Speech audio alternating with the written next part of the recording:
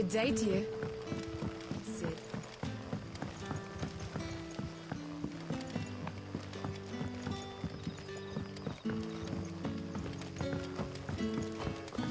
It's all but spent. What do we do now? The crystals we get from the tail are all but worthless. Are we had to dig a new cellar? Ah, Clive. Your timing is exquisite, as always. I have a concern which you may be able to assist me with. Go on. There are whisperings afoot of shadowy figures having been sighted outside the village. Rustlings in the undergrowth, suspicious noises. My people fear that they are being watched. It may be no more than a surfeit of nerves, understandable in the current climate, or it may be the prelude to something altogether more dangerous. Given what I hope you'll forgive me calling your nose for trouble, I wondered if you might investigate.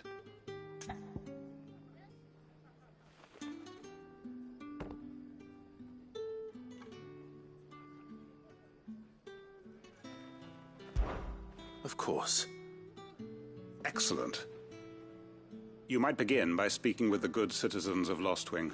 Listen to their tales, and make what you will of them. All right. I will.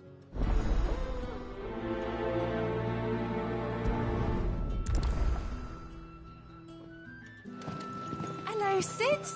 Take it Right. where you like. Let's see what the people of the village have to say. I'd better find out if this is just nerves, or something we need to take more seriously.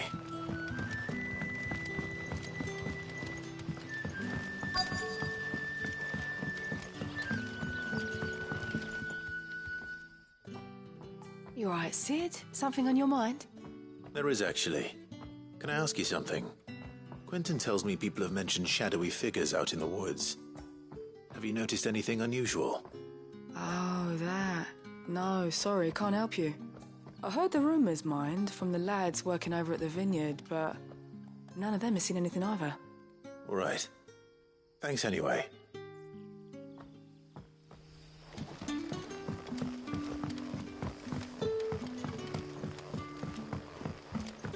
The crystals we get from the tail are all but worthless.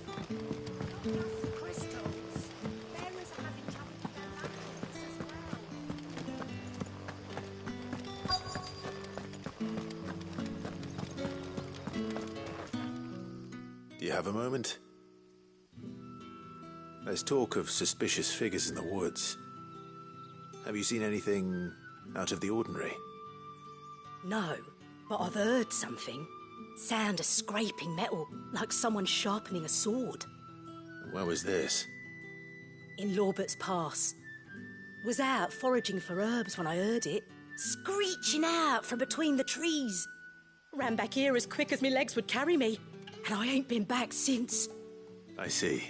I'll look into it. Thank you.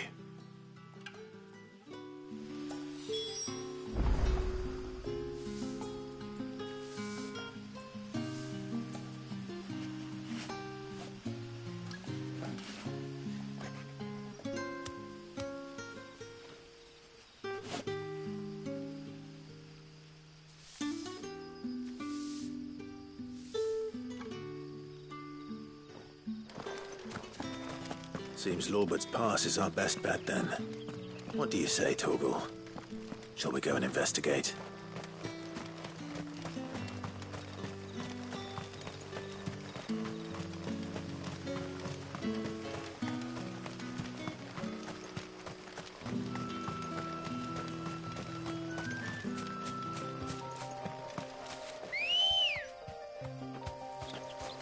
Good girl. Run like the wind.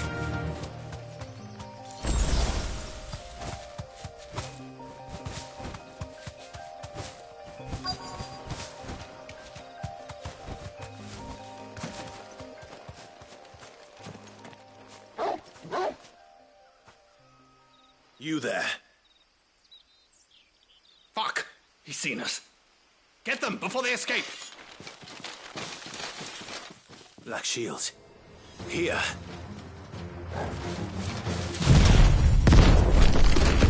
What are you doing here?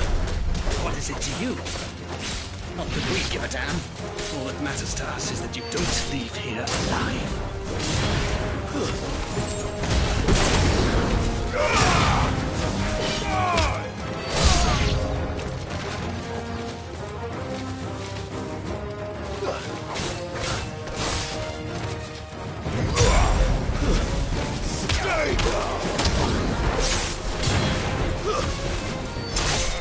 It's over! Waken wind!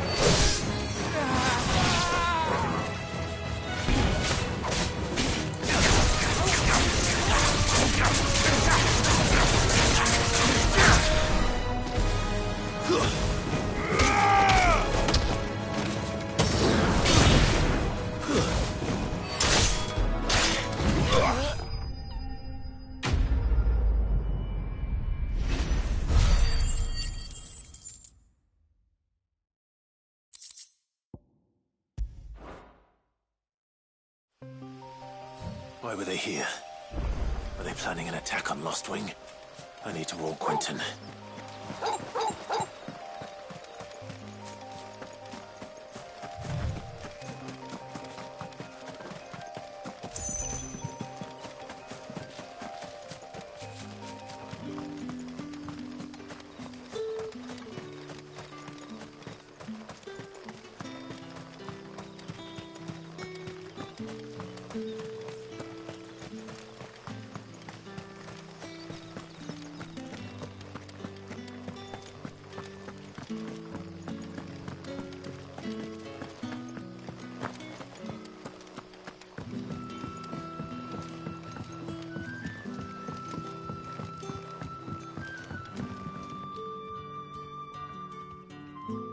Clive, how goes the hunt for our sinister figures?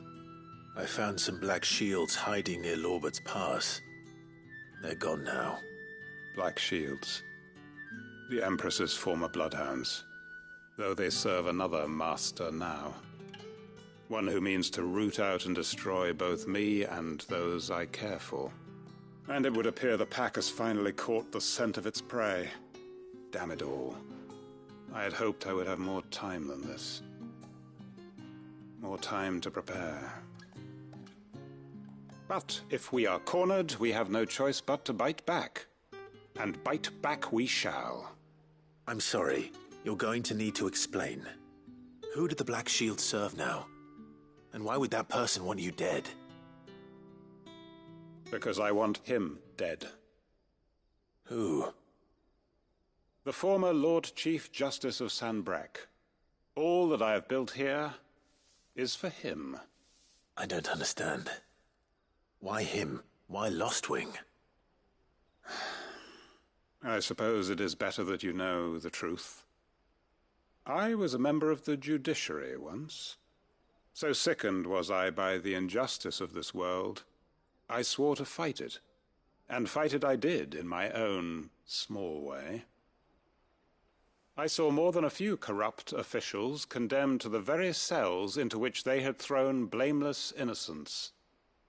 Men to whom the law was but a scourge to turn against the powerless.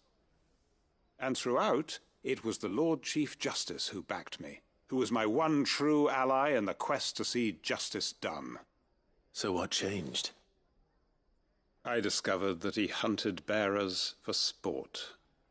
I was a fool to think he shared my hatred of venality and vice. His support for me was no more than a facade, a means of ridding himself of his rivals, a mask to hide the rot beneath. I filed suit against him immediately.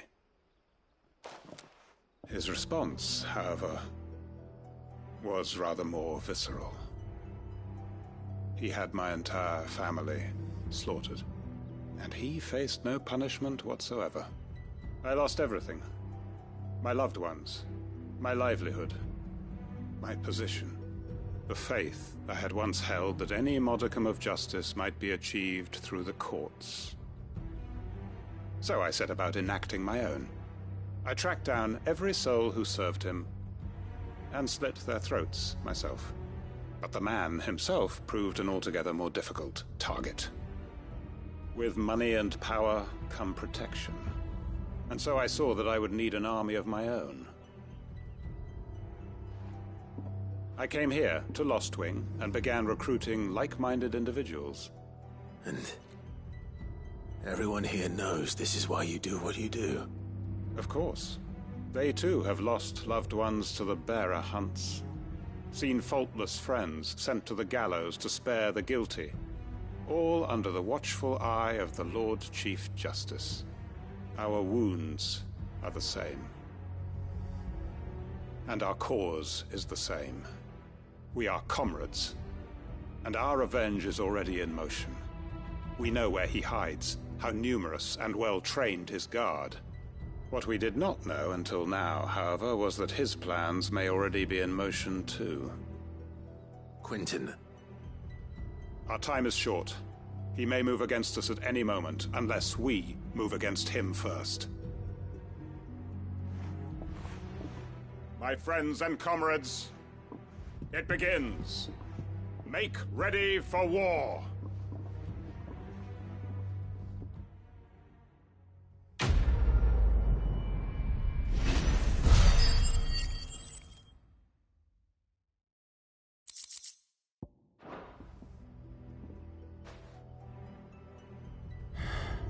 I'm not going to change his mind.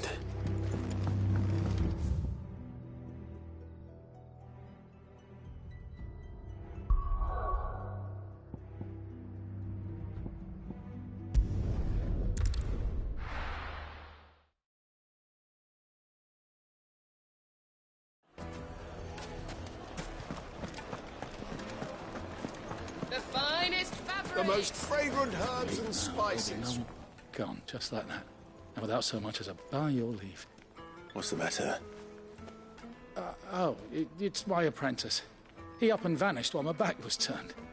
I'd go and look for him myself, but I've got a bakery to run. A bakery that's now short one pair of hands. Loath though I am to rely on the kindness of strangers, I'm at a loss. Please, will you see if you can find him?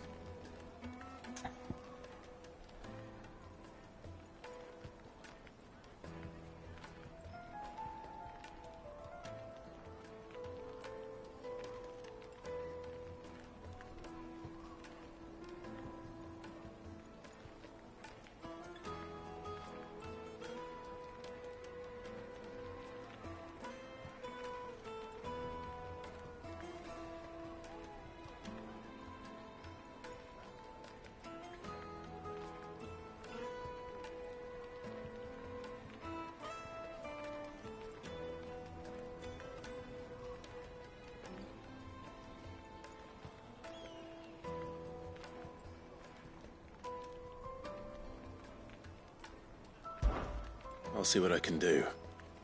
Do you know where he might have gone? I wouldn't be surprised if he was off somewhere mooning at Drake's Fang. He used to work there, you see. Poor fool left his heart in its hollow. All right. Then that's where I'll start.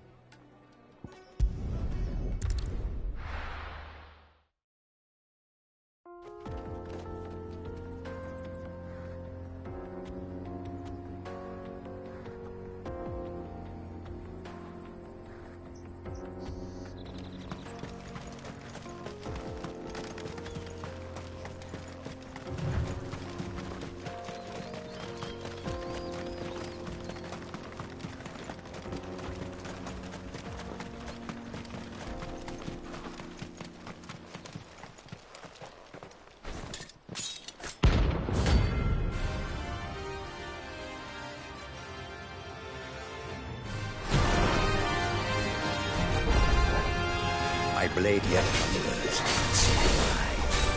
Come, let us feast on your flesh. Your feasting days are over.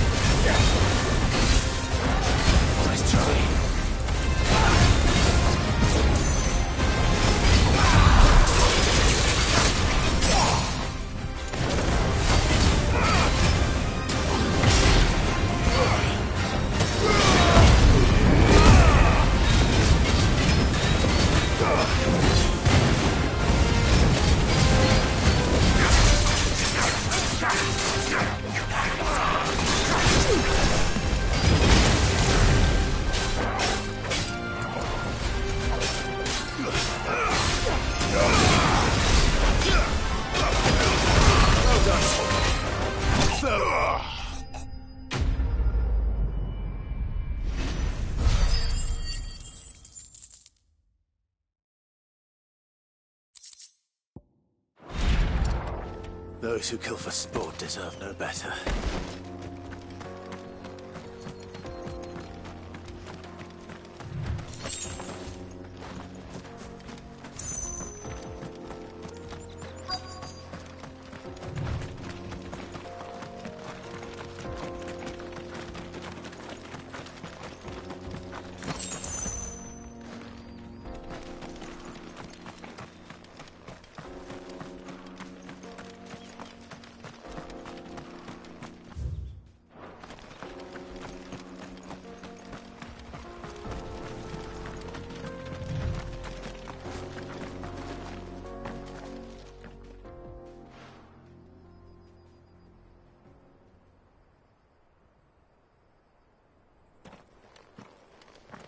Excuse me. What do you want? The baker sent me to find you. I am a sorry, selfish sod, aren't I? Certainly not a baker. Master must have ruled the day he took me in. Time was the sight of the fang used to calm my nerves. But now look at her. I take it you missed the Mother Crystal. I hated her, but she was all I knew. Worked her mines for years. And when she shattered, part of me shattered with her. I had to trade my pickaxe for a rolling pin. But I'm no good at baking. Every loaf I touch collapses. My bread's as hollow as I am. She was the only thing that could fill the hole inside me. Oh, I loved her, damn it. But now she's gone. She's never coming back. What am I supposed to do? I ask her. How does a shell of a man learn to live again?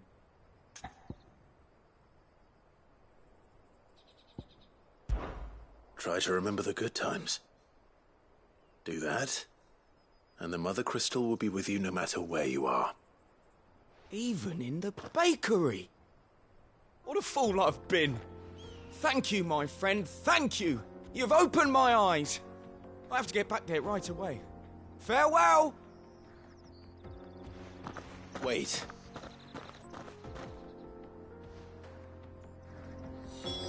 Suppose you won't be needing an escort then.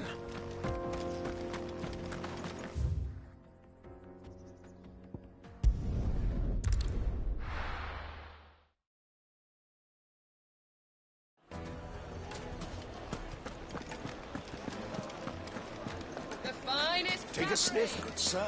You'll be Ah, there you are. The man who lit a fire under my wayward apprentice. Though I worry you might have stoked the flames a little too high. He damn near ran me down trying to get to my oven. Master, it's ready. Behold the Drake's Balm. A truly unique creation. I dare say it is.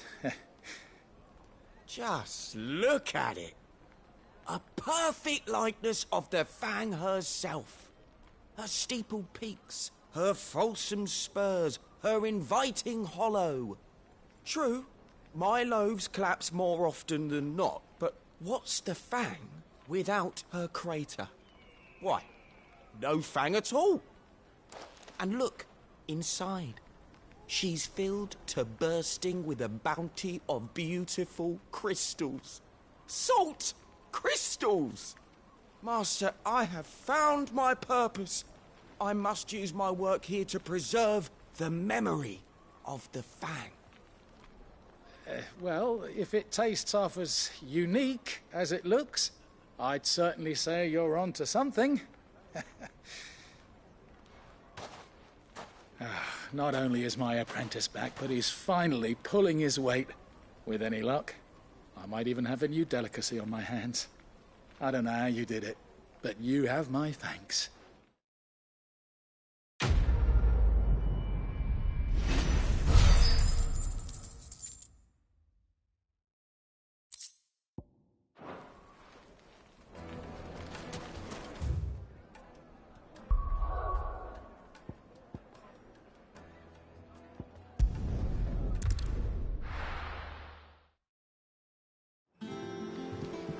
I'm telling you, it's true. I heard it from Otto's own lips.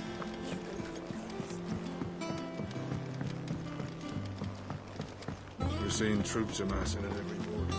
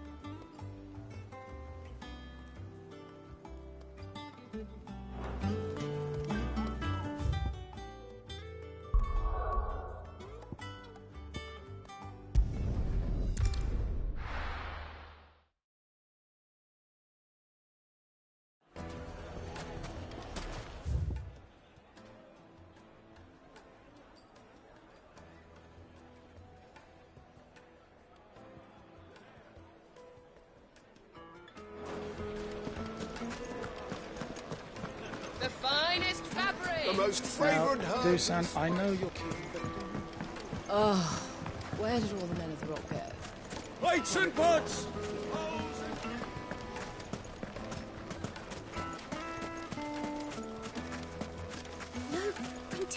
It's gone. That can't be true.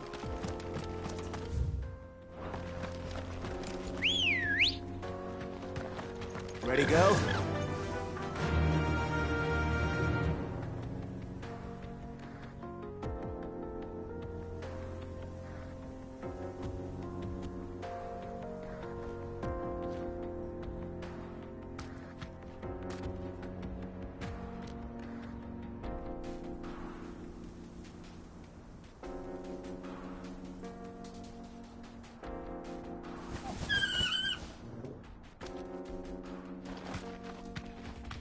Run like the wind.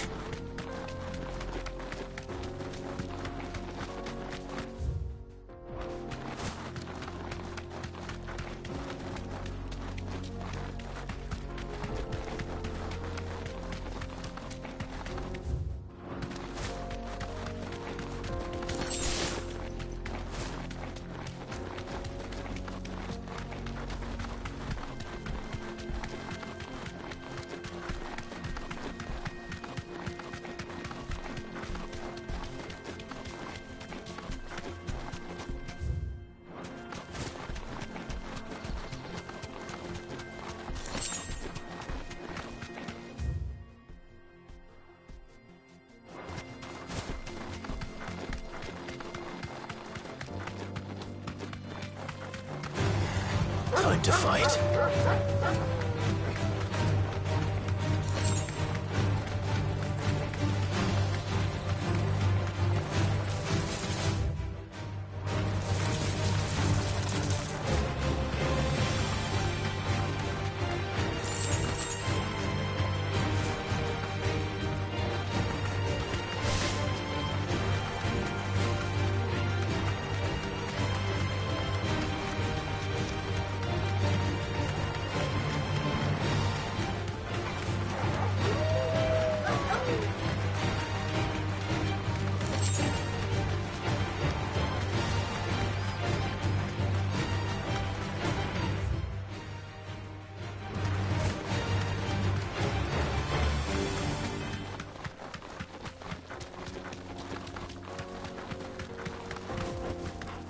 You deserve a rest.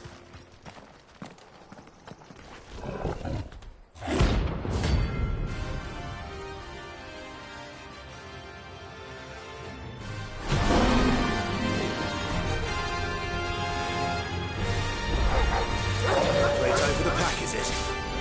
Let me introduce you to mine.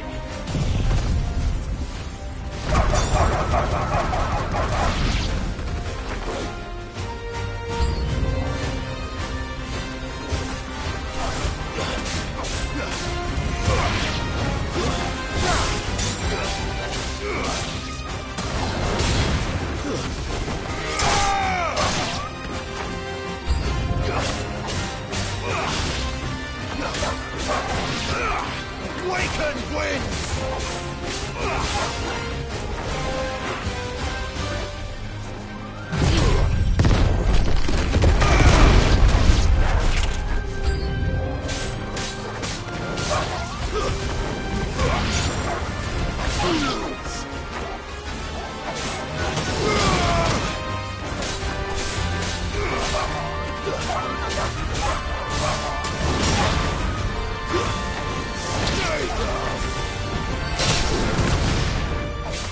Farewell.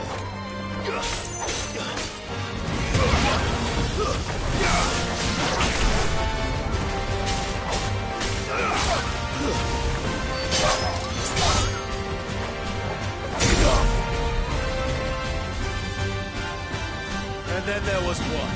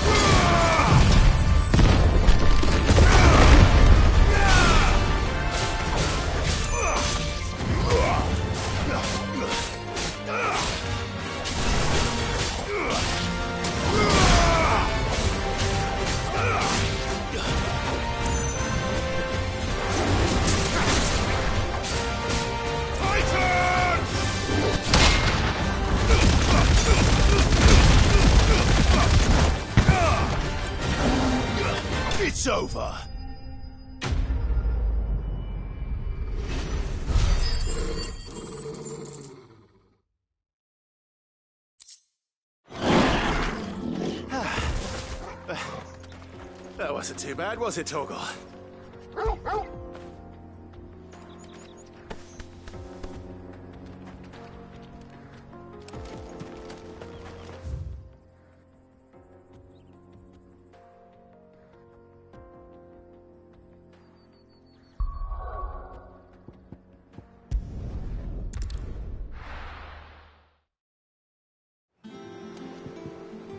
I'm telling you, it's true. I heard it from Otto's own lips. Hugo couldn't.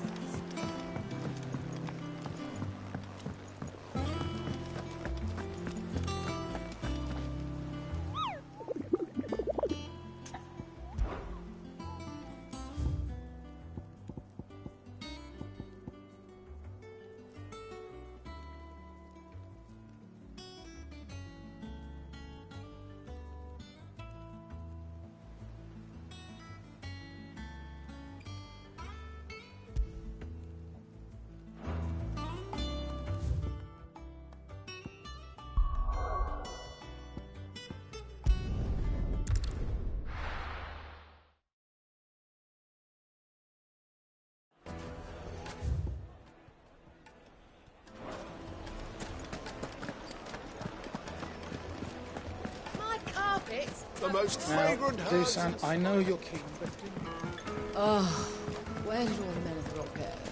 Made from the stoutest stoneware.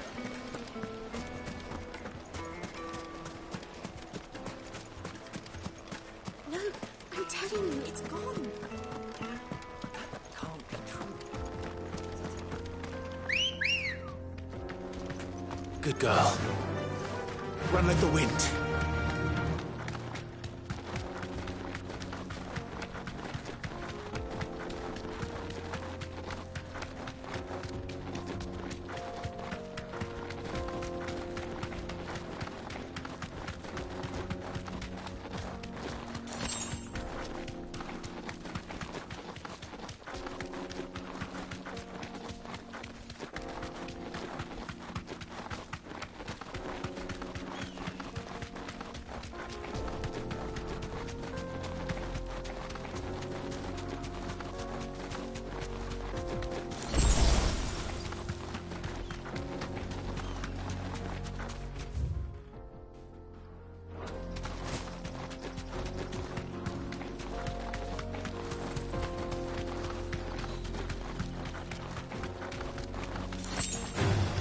This might take a while.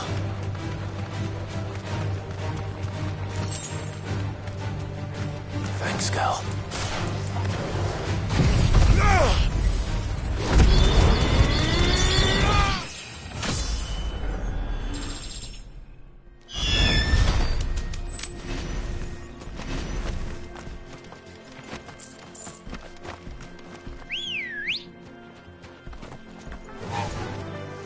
Faster!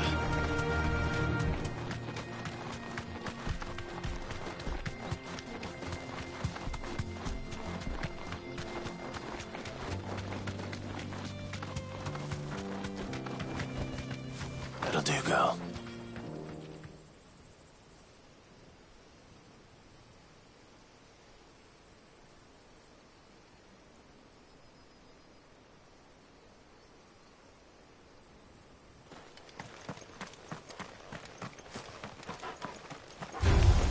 Enough of you, are there?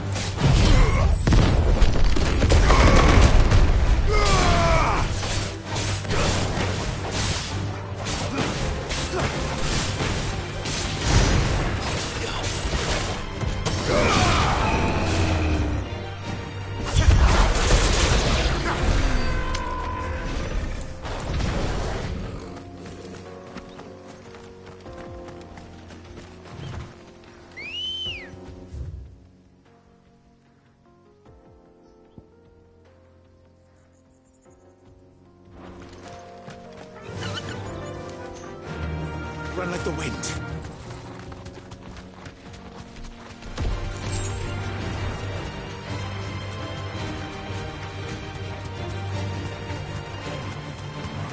Time to fight.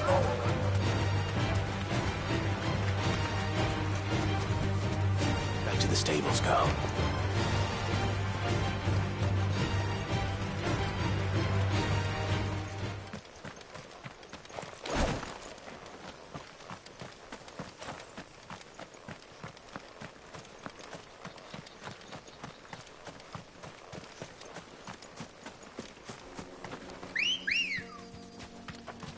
Let's go. Fly, Ambrosia.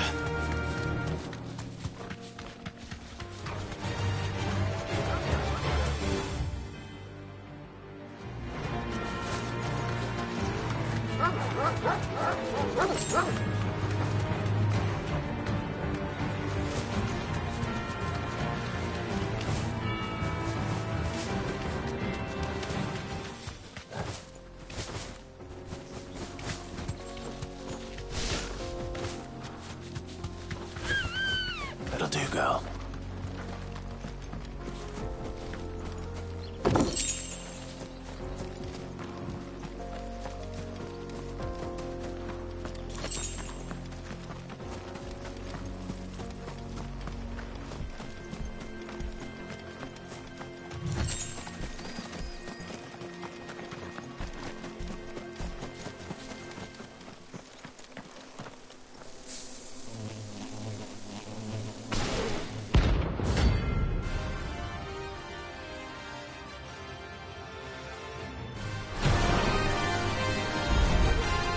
They don't look happy.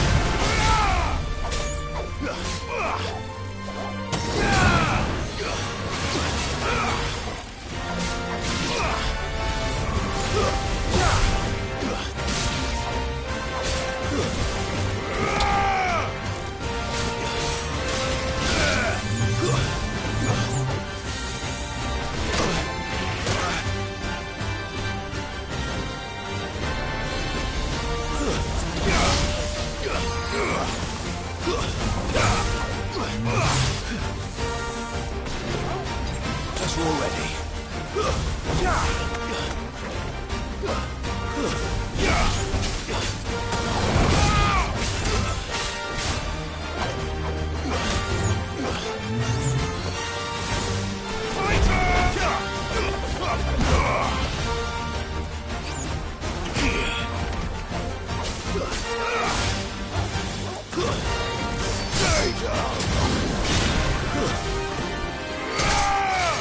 Enough!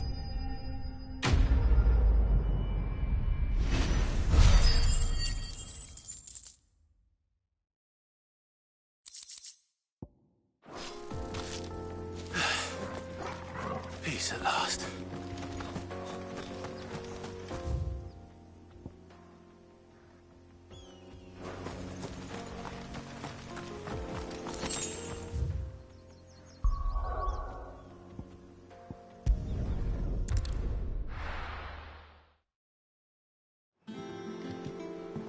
I'm telling you, it's true. I heard it from Otto's own lips.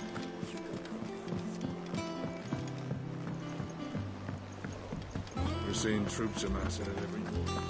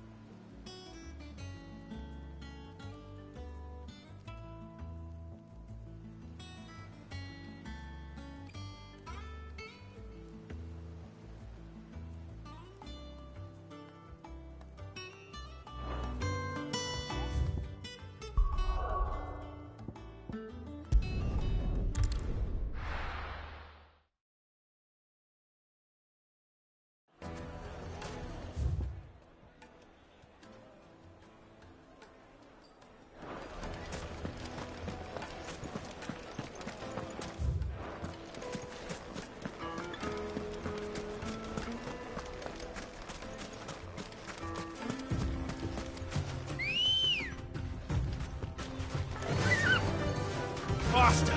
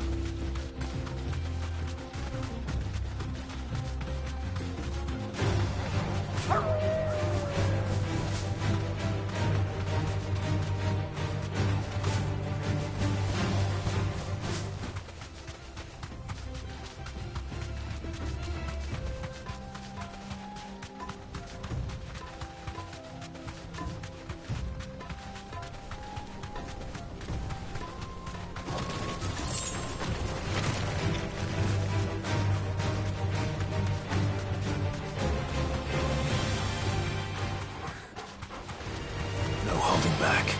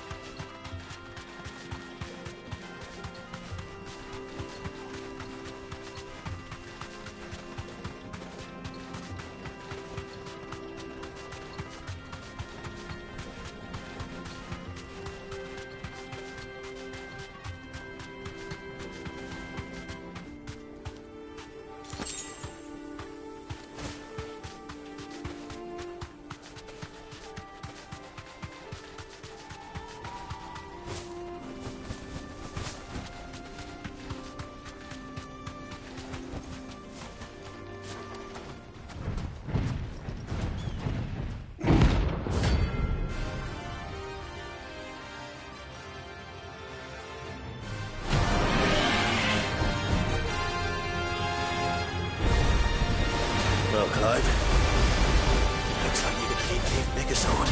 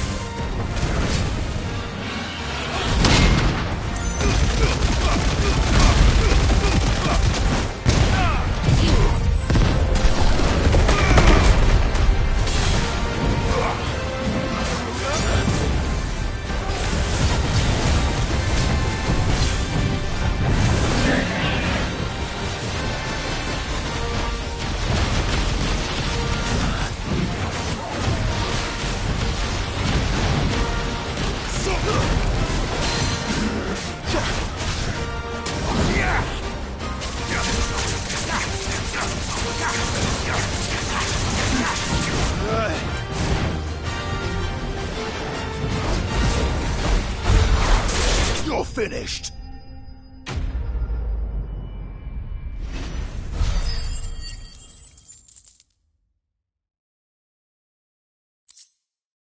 It should have stayed in its shell.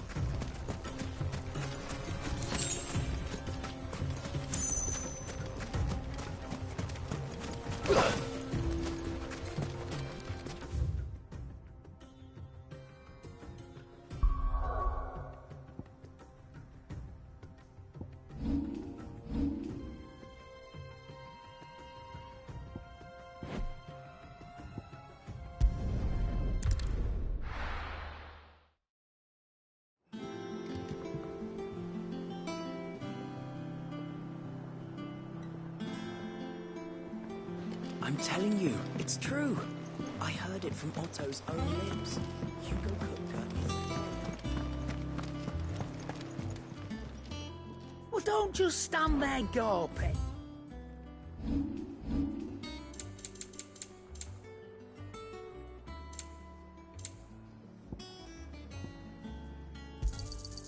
You're rubbing me blind, you know.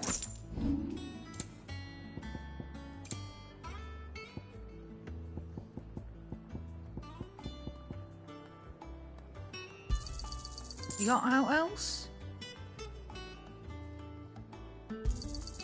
I'll be thankful you got that much. You got out else? I'll be thankful you got that much.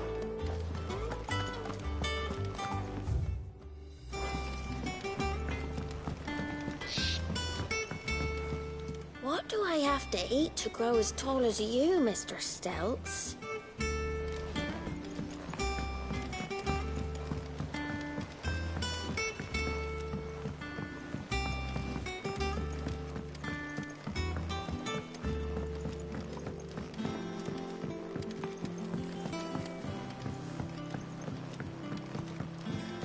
It hasn't been early.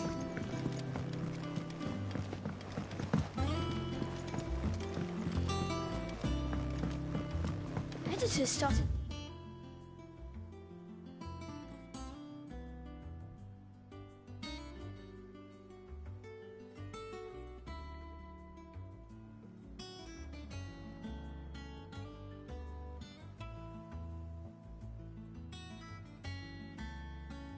reading books that don't have any pictures in.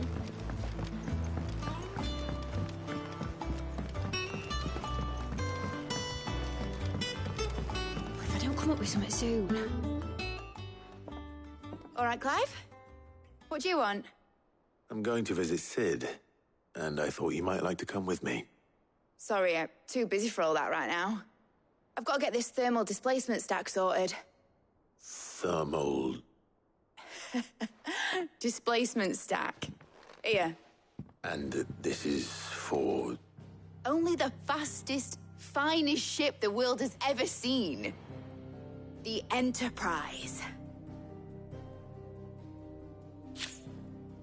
Me and my dad designed it together. Where other vessels rely on the fickle winds to drive them through the water, ours is fitted with mithril engines.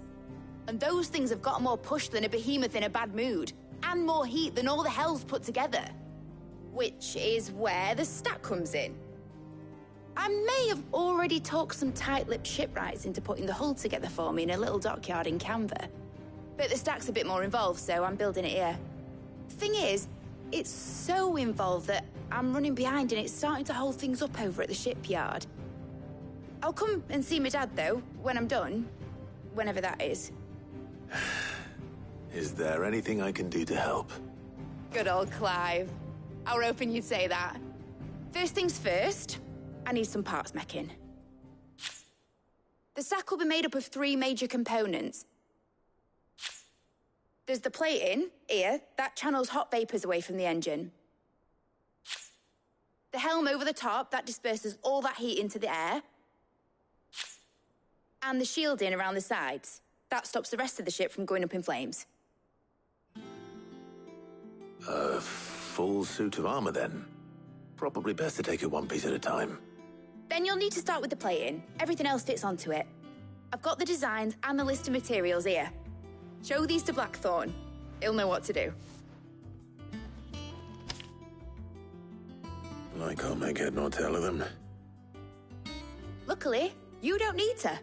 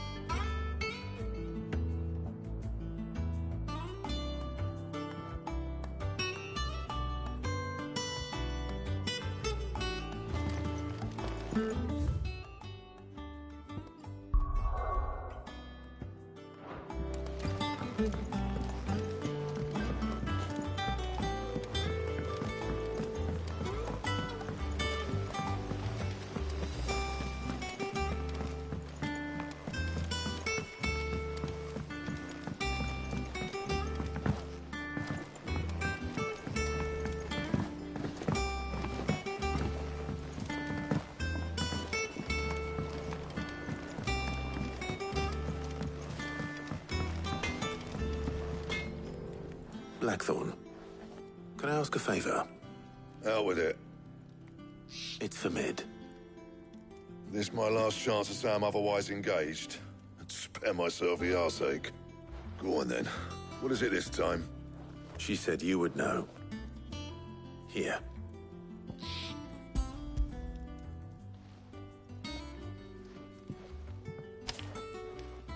Krieger's teats. Well, I don't know what the hell you'd want this for, but I can make it. Won't be easy, though. And I'll need help. Get Gavin Otto in here, will you? All right.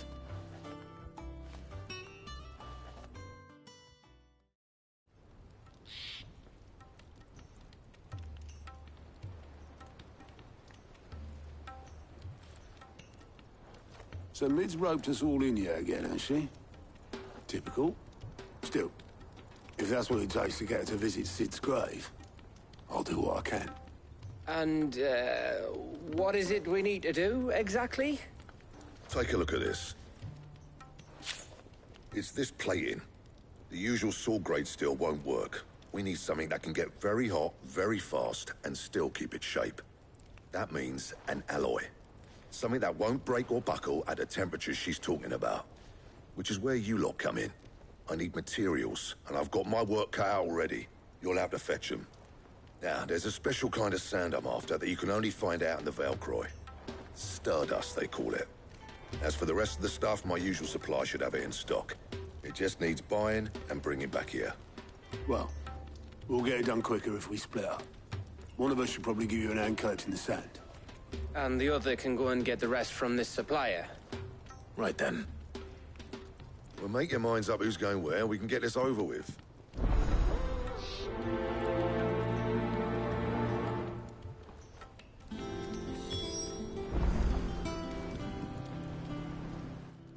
You going? Which one of these two lucky souls is going with you?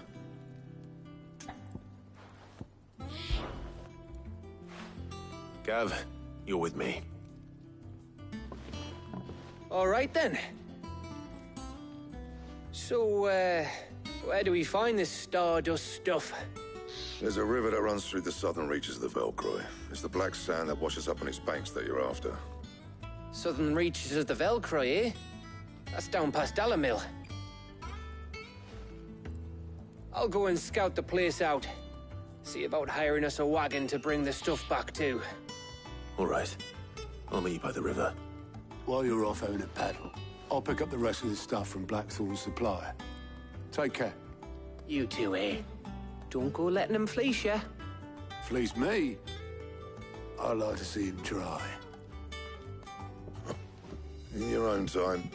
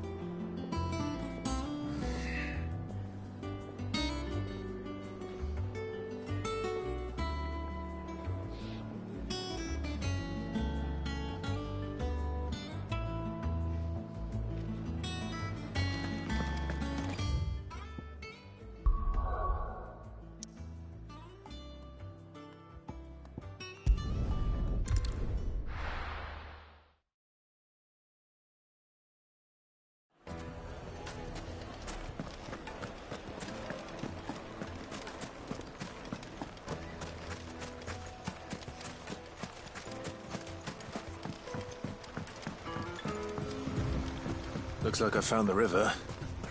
Now where's Gav?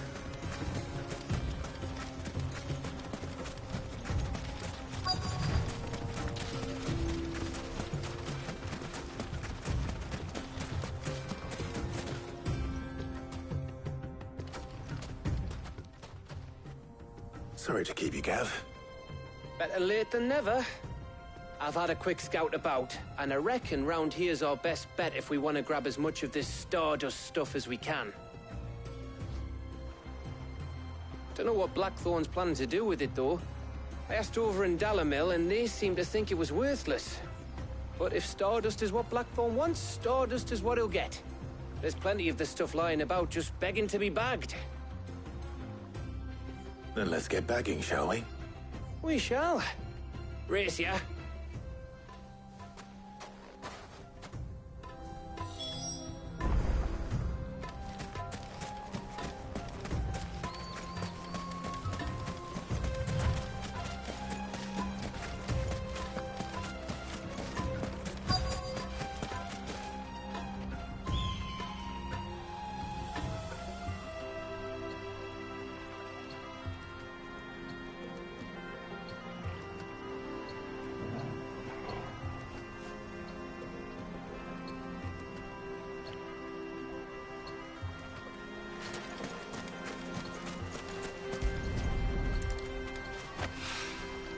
So this is Stardust. It just looks like black sand to me.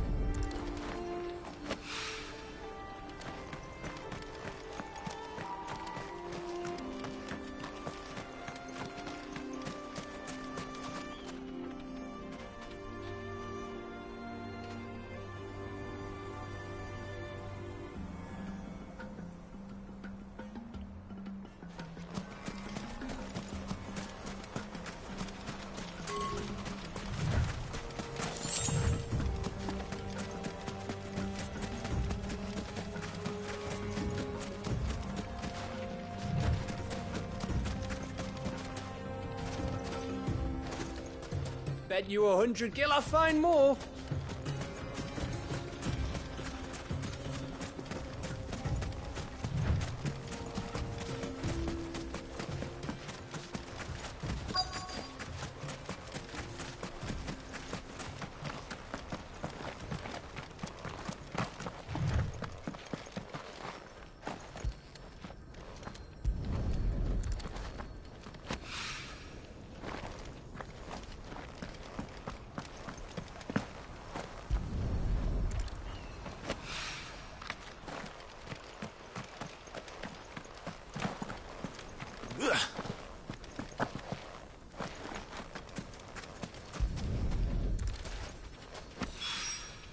That should be enough for now. Let's see how Gav's getting on.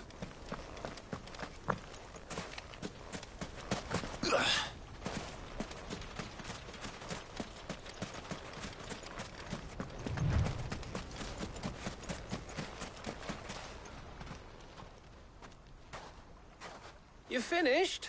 How much did you get? Enough. I hope.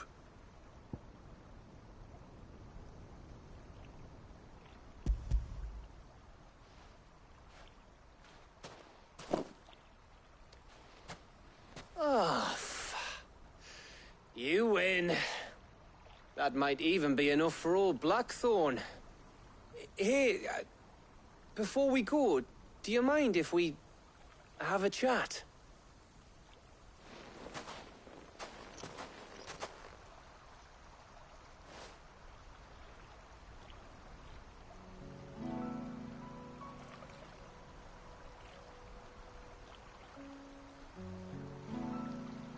Feels like ages since we had the chance to talk. You know, man to man like. It does, doesn't it? Back when you first took Sid's name, we were talking all the time. Working out what to do in that. There was a lot to work out. And there still is. Those shoulders of yours starting to feel the strain. Hardly ever see you around the hideaway nowadays. Always on some errand or other. You can take a day off, you know. Says the man who spends most of his time behind enemy lines. Only 'cause you keep sending me there. I know I can count on you, Gav. Likewise.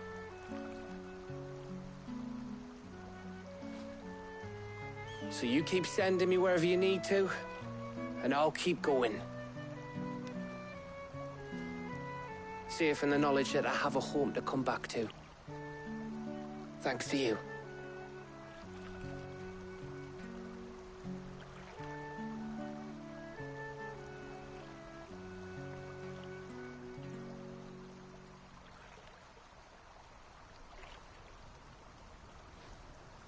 Right. That's enough soppy shite for one day. We'd better get this lot back to Blackthorn before he slings his hammer at someone. You go on ahead. And try to get some rest once you're there. Oh, I plan to. Believe you me. After Blackthorn gets what he needs, of course.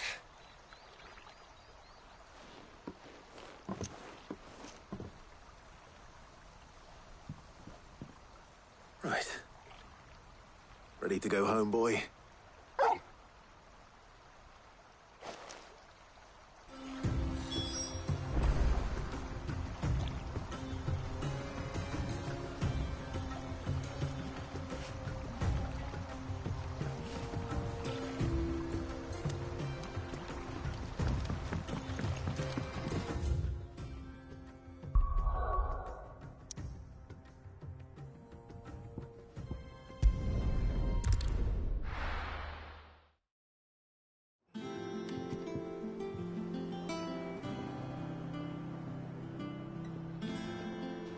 Let's hope this is all Blackthorn needs.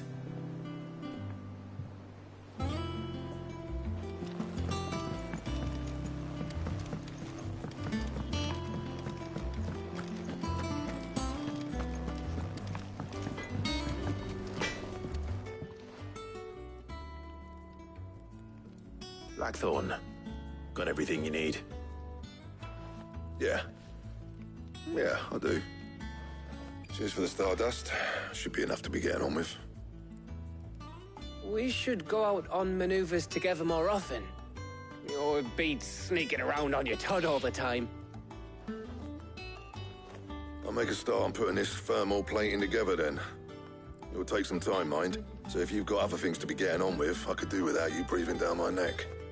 Thank you, Blackthorn. I'll let Mid know construction's underway.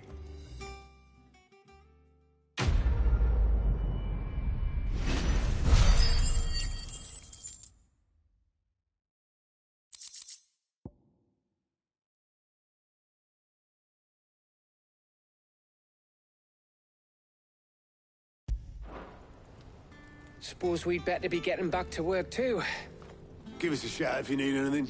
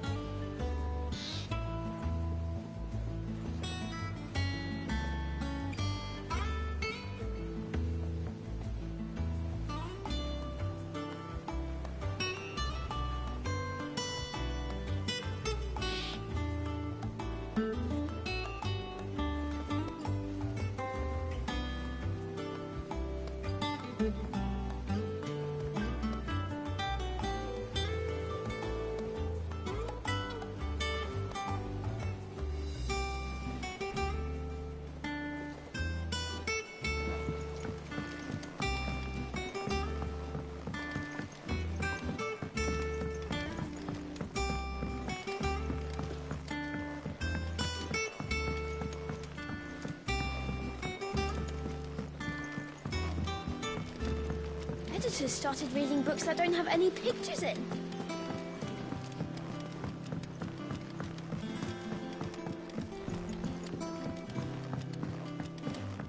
If I don't come up with something soon. You'll be pleased to hear that Blackthorn's started work on the plating. Excellent. One down, two to go. So, what's next? The helm, of course. For this, we'll be repurposing fallen scrap. Salvage from the ruins? I thought that material was all but impossible to work. Ah, but we don't have to. I'm sorry. Just so happens there's one particular ruin that's broken into exactly the right shape and size pieces for what we need. What's the name back there? I'll give you all the details.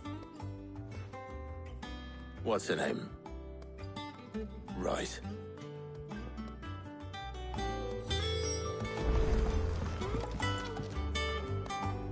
Oh, Sid, is this about the helm? Yes. Mid said I should speak with you. I'll show you the plans then. Here you see the mithril engine, in which mithril is burned to generate heat. That heat is then harnessed to produce motive force. Excess heat is dealt with by means of the thermal displacement stack, which disperses it into the surrounding air. Now, were we to rely on thermal plating alone to achieve this effect, the rate of excess heat buildup would far exceed the displacement coefficient of the plating. In other words, the reactor would overheat and eventually explode. This is where the helm comes in. It connects to the plating, you see, and serves as a sort of thermal sink to absorb all that excess energy. Our experiments have shown that fallen ceramics are remarkably thermophilic. They can withstand and absorb levels of heat far above anything we are able to make today. And not only that, they're also waterproof and immune to rust, making them the perfect material for our protective hood. Why, if sea or rainwater were to enter the reactor proper, it would vaporize instantly. The forces produced would tear the ship from stern to... You can stop there. I understand. Mid said we might be able to use parts of a fallen ruin. Where would I find it? Ah, yes. It's in Lorbert's Pass, near Lostwing. The thing is, well, I probably should have arranged to have the pieces we need brought here sooner. You see, a certain unwanted visitor has taken up residence there. It's no longer a matter of just walking in and taking them. It's, going to be considerably more dangerous than that. I see. Then I suppose I'd better deal with this unwanted visitor for you. Would that help? Oh, very much. Thank you, Sid. I'll gather my team and head there right away. We'll meet you outside the ruins.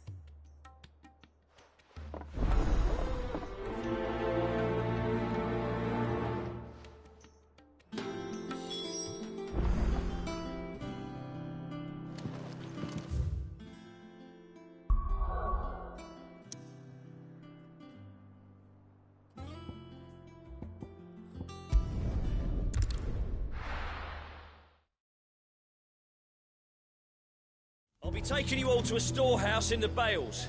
Leave anything you don't need behind.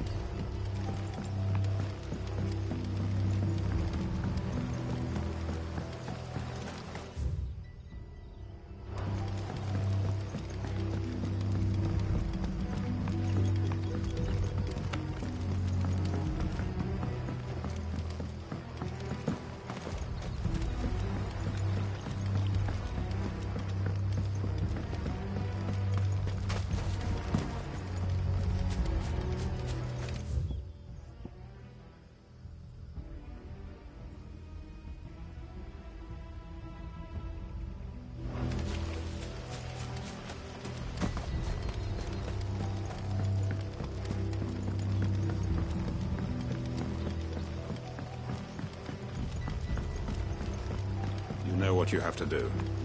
I won't let you down. If you're ready, we leave at once.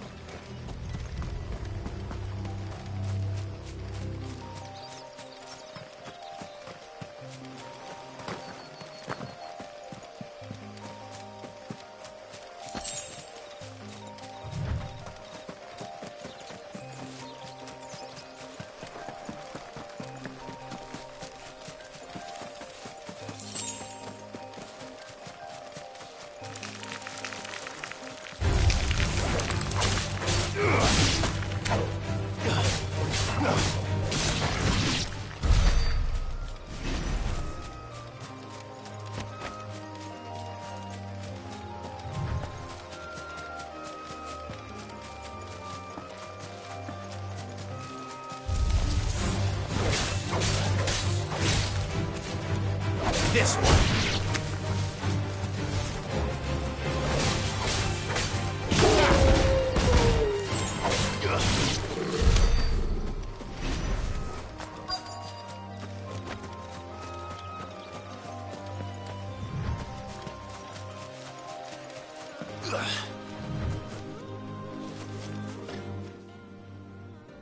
Oh, there you are, Sid.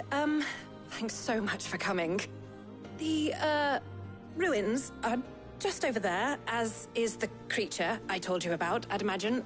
Would you mind? Of course. I'll be right back.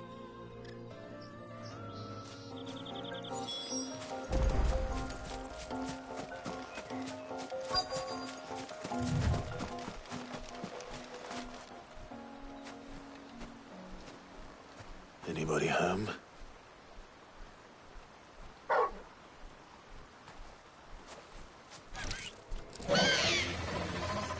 This must be our unwanted visitor. Time to go.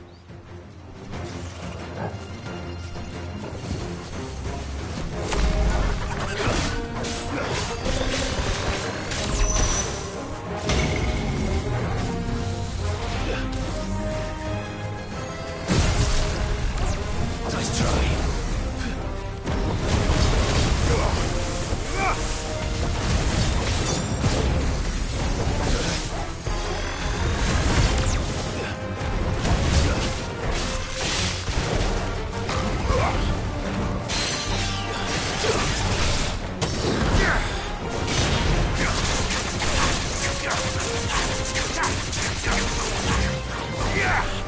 Fire and flame!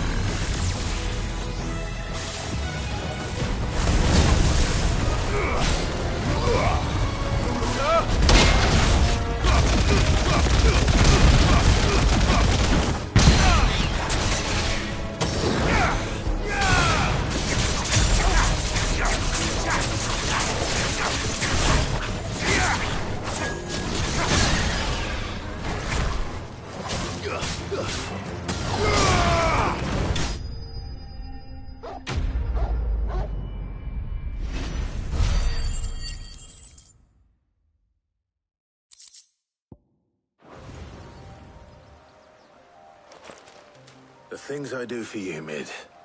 Sid! Oh, thank goodness you're safe. You shouldn't have any trouble now. Indeed. Well, don't let us keep you. We'll, see that everything is transported safely back to the hideaway. All right. I'll let Mid know you're on your way.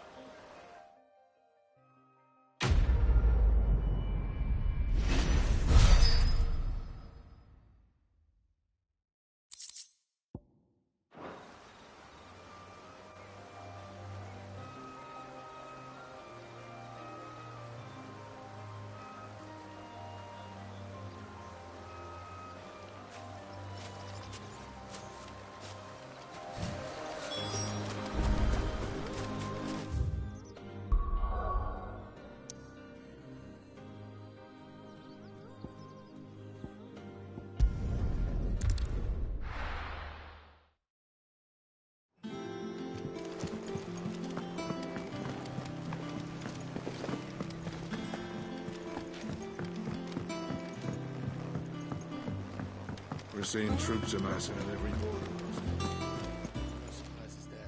Oh, I wasn't expecting you back so... You earned this.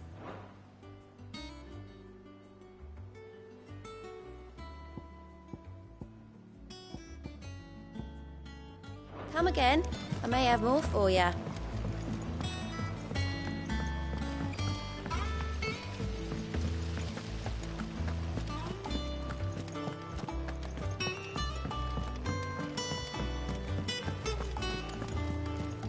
Mid might need some help. If I don't come up with something soon. Mid. Helena has recovered the material for the helm. She'll be along shortly. Excellent. Another job well done. And just one remaining. Right. Right, the shielding. This one's a bit of a bugger. How so? The plating's enough to stop the engines going pop, but those things will still be spitting out enough fire to set the rest of the ship ablaze. Which is why you need proper shielding. A prison for the dragon's breath that's blazing away inside. I thought a triple thick layer of tempered steel might do it. Or more of the stuff that the Fallen use, but they'd both be too heavy. The helm and the plating are bulky enough as it is. Add any more weight and the whole ship would be at the bottom of the briny before we'd even started. I need something light. But I've racked my brains and I just can't think what would do it. Well, if I were in need of obscure knowledge, I know whose counsel I would seek. Harpocrates. Tomes? Yeah, well, I'd thought of that, obviously. I've got all the details written down here. Can you take this to him, see what he makes of it? Right away.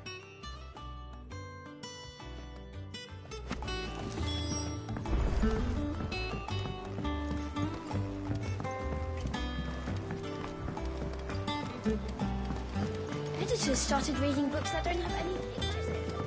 It hasn't been.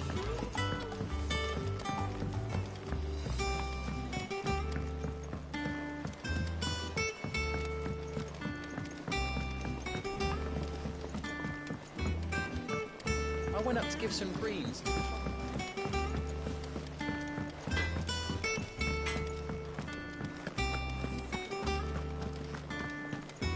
Thanks to Sid, the man.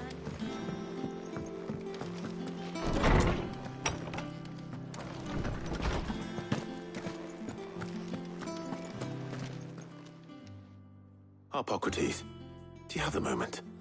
For you, Clive, always. Well, actually, it's for Mid this time. Could you take a look at this?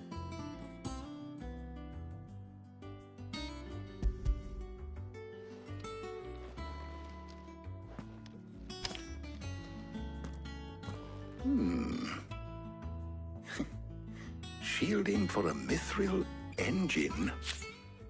Whatever will that girl think of next? And what are these notes around the edges? She has some specific requirements for the materials. The shielding needs to be able to resist extreme heat on the inside, and yet remain cool enough on the outside not to set the ship alight, while also being light enough not to sink it. As you can imagine, she's struggling to find anything that meets her needs. I see. I wondered if you might know of a solution, or if you might be able to search the records for one. Perhaps it is not a different material she requires, but a different approach. What do you mean? Consider the lake we have made our home. Its blighted waters eat away far more quickly than fresh water or even brine, at timber and steel alike. And yet, we have made a home here from those very materials nonetheless. We have. But Bardolph must varnish every board twice over to keep it from rotting. And Obelus complains that without a constant supply of pitch. I see. Early Gregorian histories speak of a preparation known as moon dew. It is said to be able to resist even the most ferocious flames. Before the dragoons tamed the worms and wyverns of the realm, nobles would daub their castle walls with it in order to guard against dragon fire. So if we could recreate it... It might be applied to some material or other in order to provide the protection Mid requires. As to how best to apply it and to what material, perhaps Bardolph and Obelus might be of assistance. I shall speak to them and see what wisdom they might have to offer. If you would be so kind as to procure the necessary ingredients, I shall discuss the specifics of how it might be most effectively put to use with our two friends. The knowledge of the past may yet prove useful to we of the modern era. Thank you, Harpocrates. And since you're asking others to help you, perhaps I should too.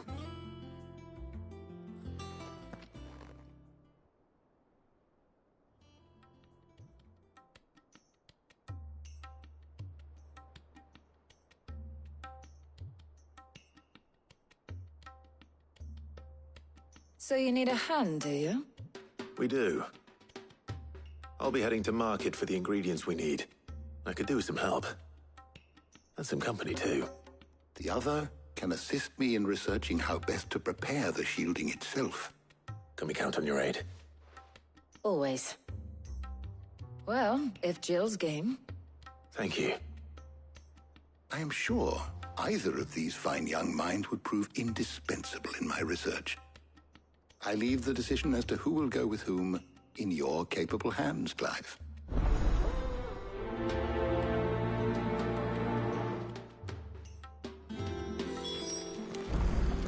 Shielding that guards against even the most ferocious flames. We could have done with some of that on Drustinus. I don't. So, Clive, who will accompany you? All right. So, what are we fetching? I have taken the liberty of preparing a list. Here. Garlic? Conch shells? Are you sure this is the right list? Looks like the ingredients for someone's supper. Though these items may seem mundane, they have potent effects that are rarely exploited. Effects for which they were once highly prized. So much so, in fact, that they were harvested almost to extinction, hence moon dews having fallen from favor. Now, of course, they can be obtained with ease. You should be able to find everything you need at the market in Northreach. Well, isn't that convenient? I was hoping to be able to make a trip over that way sometime soon. Need to speak to an old acquaintance. I'll meet you there. All right. Stay safe. See you later, Clive. Good luck with your research.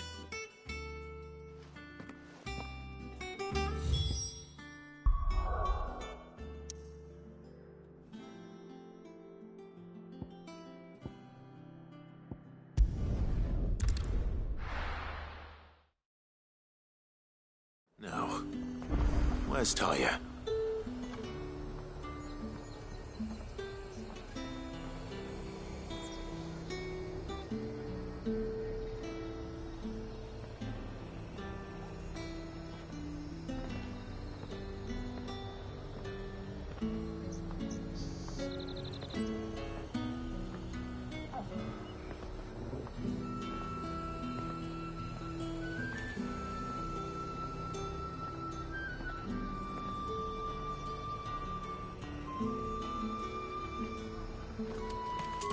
There's talk that the Glassgate flood has finally spread.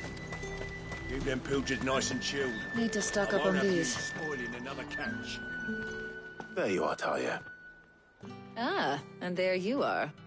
We shouldn't have any problems finding what we need in a place like this. But if time is of the essence, perhaps we should split up. Take a few items each. All right. What shall I look for?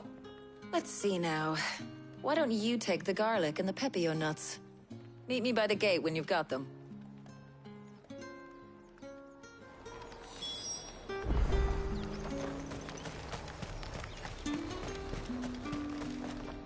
What do you want? And? How the hell is anyone supposed to afford that? What can I interest you in today? I hope it's to your liking. That should do it. Hopefully Talia's finished too.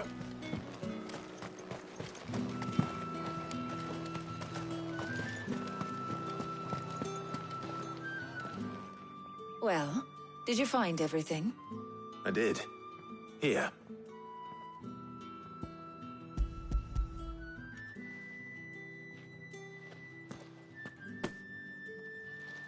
Garlic and pepio nuts. Job done. We should get this back to Tomes then. He'll be waiting.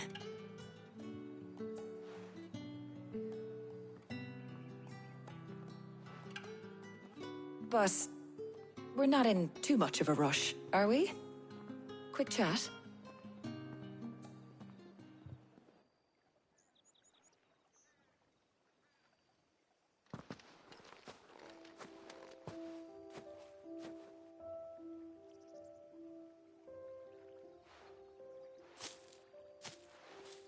Do you know, I think this is the very first time we've been out on an errand together. I think you might be right. In all the years since you and that scowl of yours first appeared, you haven't invited me out once. For shame. Well, it seemed long overdue. And you did say you had some shopping to do. I was hoping to restock my supplies of herbs and liniment, yes.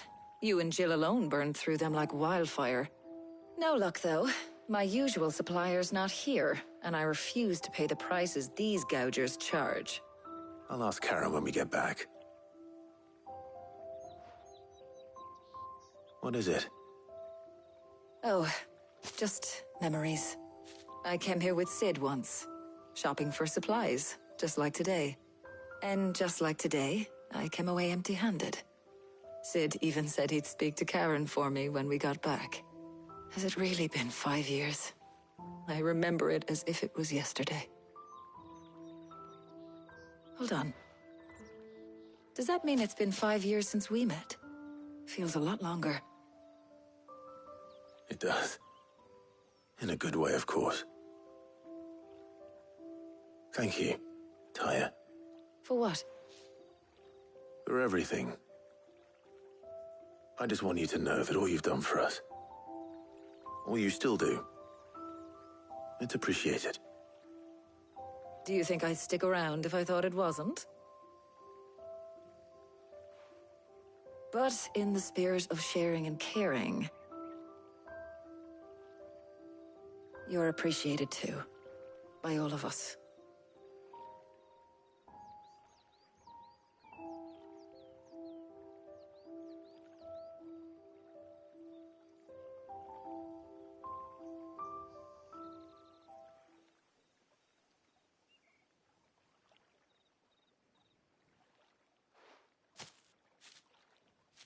Well, I think we've tarried long enough.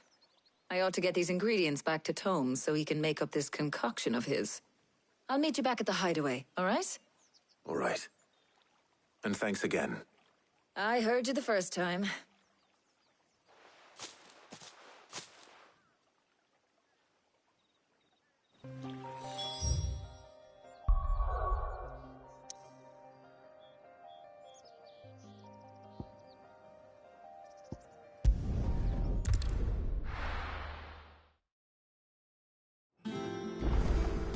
I wonder how Hippocrates is getting on with the moon dew.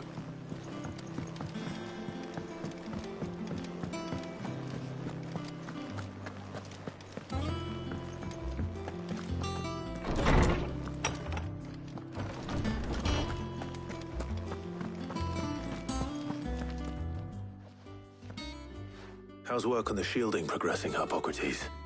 Well, very well indeed. And thanks in no small part to your kind assistance.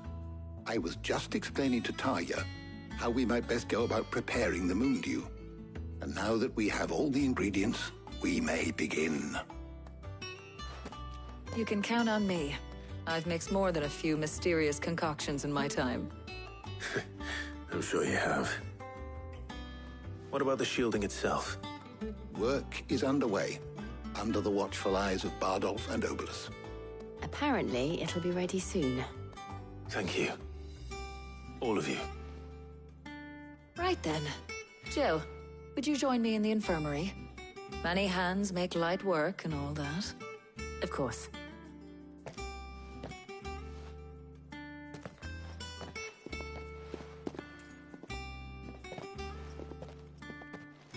Oh, and Clive. It was good to talk. We should do it again sometime. It appears our work here is almost at an end. A shame. I was enjoying playing the man of action for once. When both the shielding and the moon dew are ready, it will merely be a matter of applying the one to the other.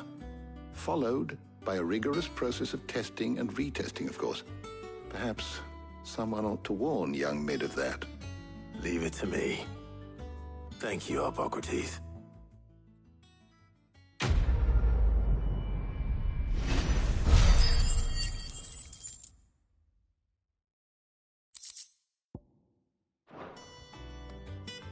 Well, I'd better go and give Mid the good news then.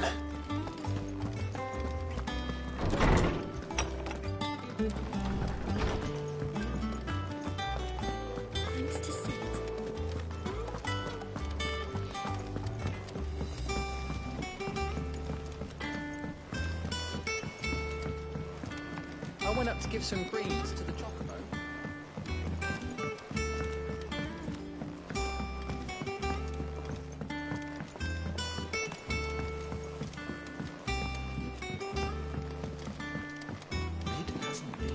Editors started reading books that don't have any pictures in.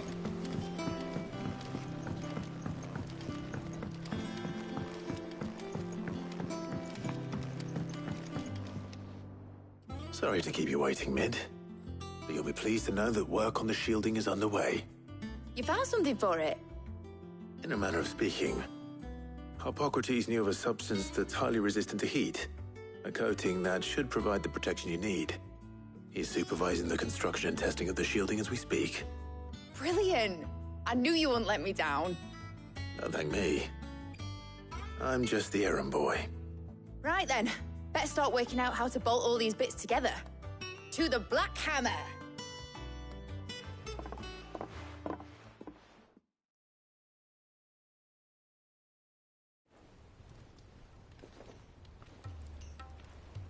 You know, when I got into the smithing game, I thought I'd be making swords and shields, not thermal bleeding didgeridoo-dahs. Displacement stacks. Same difference. Whatever you call it, I ain't putting it together in here. It's cramped enough as it is. Let's take this outside. Mid, you get all the parts lined up on the deck. I'll take care of the rest. On my way! Oh, and bring me the biggest hammer you can find. This is gonna require some precision walloping.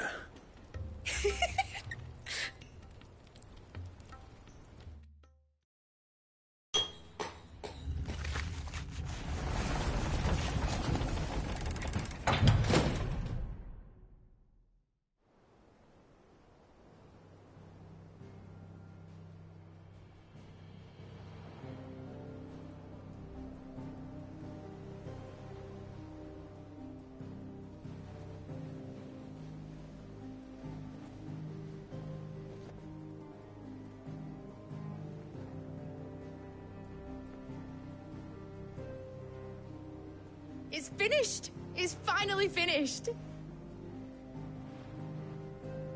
Thank fuck for that.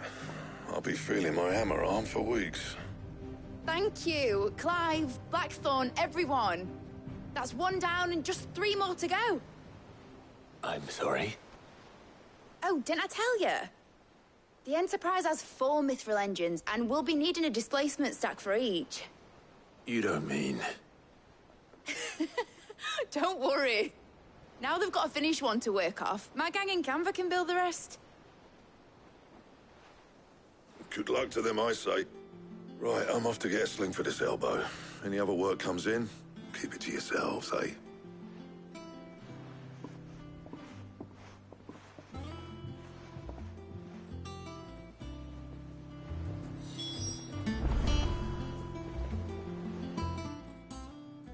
What's the matter? Nothing. Just daydreaming. Thinking about the Enterprise sailing off over the horizon to shores unknown. Searching for a land untouched by the Blight. Just like me and my dad planned. So if the worst came to the worst and every scrap of soil in the Twins turned black, we might still have a chance. That's what she was meant to be. You see, one last chance just in case we needed it. But now she's so close to being finished, I've realized I don't want it to be that. I don't want it to be just a lifeboat for us to cling to if things get desperate. I want people to sail aboard her by choice, not from the lack of it. In a world where we're not just trying to survive, but where we can actually live. I'm working on that. And I'll do everything I can to get you what you want. Don't you always? All right. My mind's made up. As soon as the Enterprise is fit to sail, I'm putting her under your command. Sod our plans, I'm trusting in yours. Are you sure about this? Something tells me it's what my dad would have wanted. He'd be proud of you. You were gonna visit his grave, weren't you? I was. And you can come too now that your little project is finished. Right. There's just one thing I need to finish up first. Won't be a mo. All right. I'll let Otto know you're coming.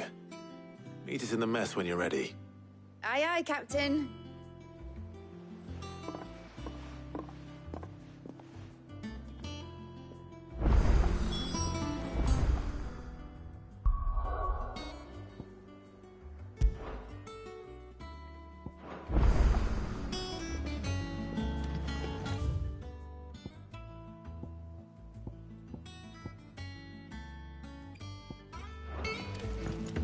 Is that the thing Tomes helped to build?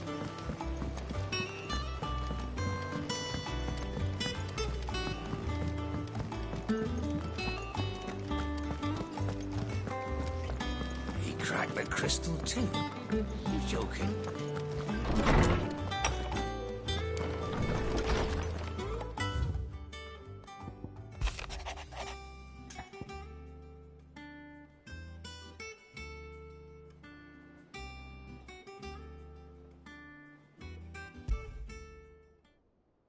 Trouble with the ledgers. Shouldn't he be asking Otto for help?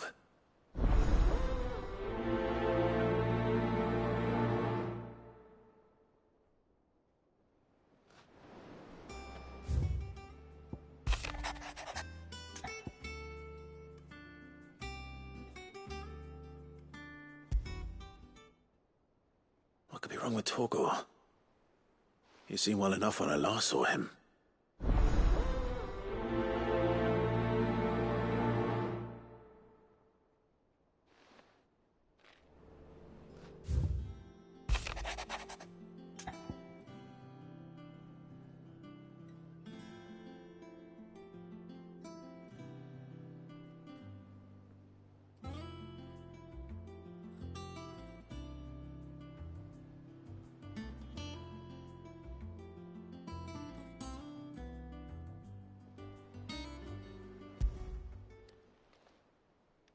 Hopefully it's nothing.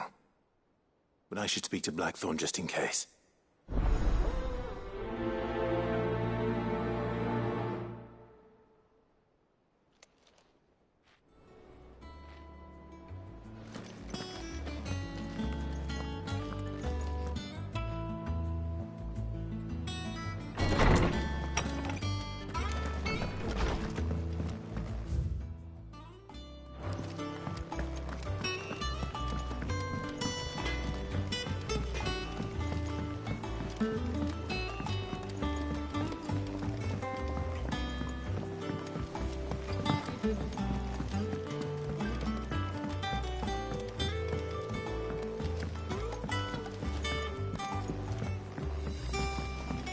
Wish I could take one of our birds.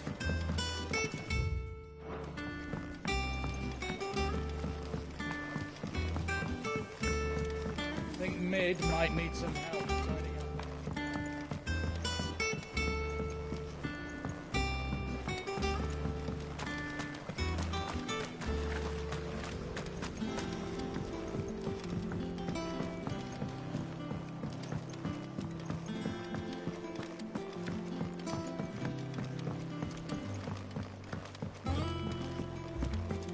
Well, nice.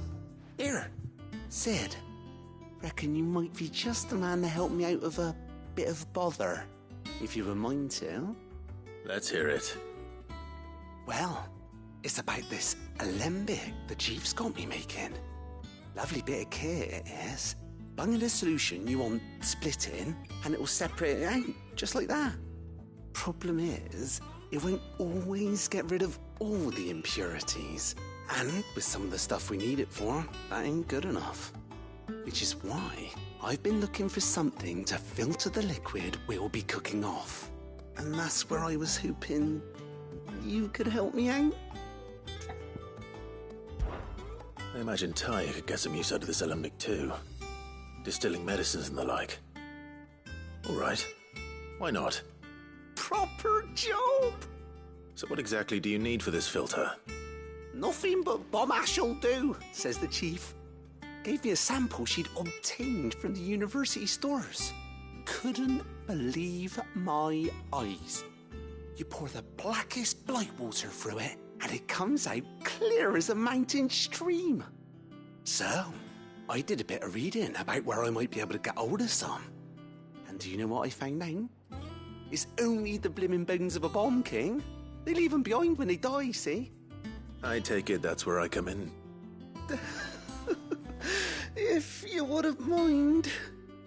I saw a billet on the hunt board for one just the other day. Would have gone myself, but, well, fighting dirty great balls of flame isn't exactly my forte. You, on the other hand... All right. I'll see what I can do. Thank you kindly. And good hunting, eh?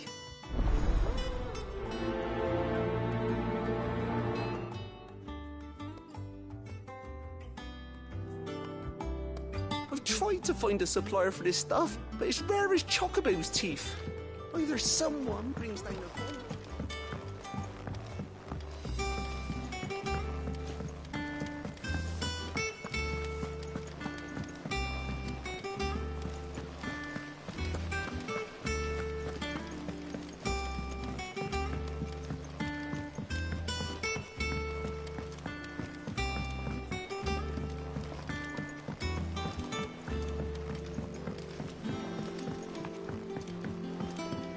I went up to give some greens to the chocolate.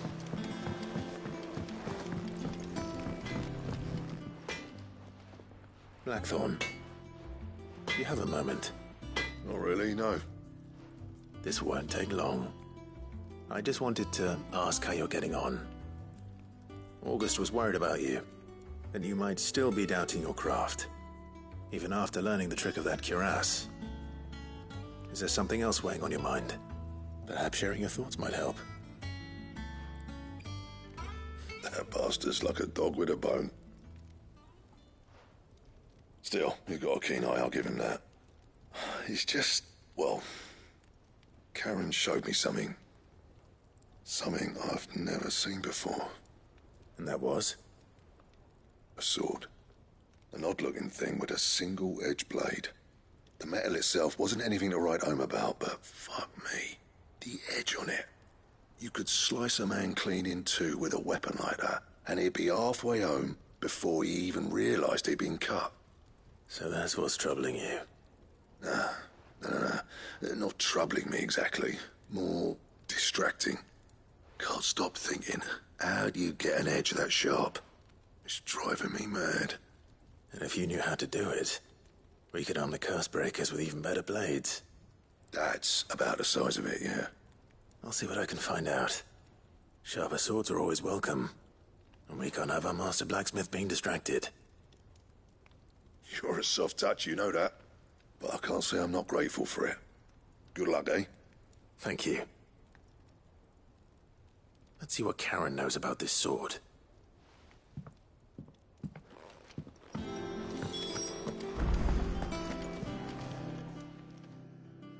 I got your note. You think something's wrong with Torgal? So you can read. Congratulations. But I didn't say how we're wrong with him. I said something weren't right. He's not been eating me treats. He used to love cracking the bones from Molly's boiled brown, but now he won't so much as look at them. Didn't like him. Which is why I'm of a mind that his mind's on something else. You've not been working him too hard, have you? No harder than usual. Is that it, boy? Do you need a rest? What was it he said he was? A frost wolf? That's what the lawsman seems to think. Then maybe this all has something to do with whatever it is that's woken inside him. I suppose things have been different since Rosalith. Perhaps Hippocrates knows something. Instead of everything, you mean? Perhaps. You're looking well, Karen. What do you want? Out with it. I want to know about the sword you showed Blackthorn. Single-edged and extremely sharp. Running around after him again, are you? I suppose I am, yes. But I need to help him find out how to work an edge like that. It's driving him to distraction. Little wonder, I suppose. There's not many like that make it as far as the twins, and those that do go straight into private collections, which made it nice and easy finding a buyer. Can you tell me who bought it? Where is it now? You think I tell people who my clients are? Suppose you're not likely to go nicking him off me, are you now? Fine. If you stop mooning at me like that. Lord Ignac's the man you want. Dalmekian bloke. Collects weapons and the like. And he's got more money than sense, which is why he's one of my favourite clients. Reckon he'll still be at the inn in Dalamil, where I left him. Thank you, Karen. Oh, and he's a touch eccentric, if you take my meaning. I appreciate the warning.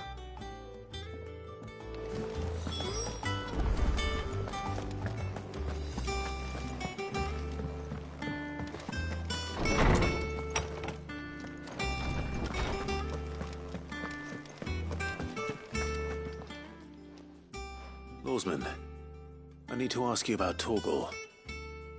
Something's not right with him. He isn't ill, is he? I don't think so. But according to Lady Karen, he seems to have lost his appetite, which is certainly a new development. She says he's hardly been touching his bones of late, and she believes it may have something to do with what happened at Rosalith Castle. I rather think she might be right, though not about his appetite. All canids are instinctively inclined to crack open bones for the rich marrow that resides within, and I see no reason why a frostwolf should be any different. Accordingly, I suspect it is not a lack of appetite that afflicts Torgal, but a surfeit of it. If we assume that his newfound magics require additional nourishment to sustain, it may well be that the bones Lady Karen is accustomed to providing are no longer sufficient. Frostwolves, after all, habitually prey upon far larger animals, whose bones may yield altogether different nutrients. As to where one might find a suitable substitute, some antelopes that graze the meadows of eastern Rosaria have been known to grow to a size more than double that of their lesser cousins. I don't recall ever seeing any that large. And little wonder. The oldest and largest such creatures rarely leave the safety of the highlands for fear of predators. The last elder antelope sighting I recall hearing about took place near Cressida, and that was long before the village was abandoned. Even so, it seems like a good place to start. Good hunting, Clive.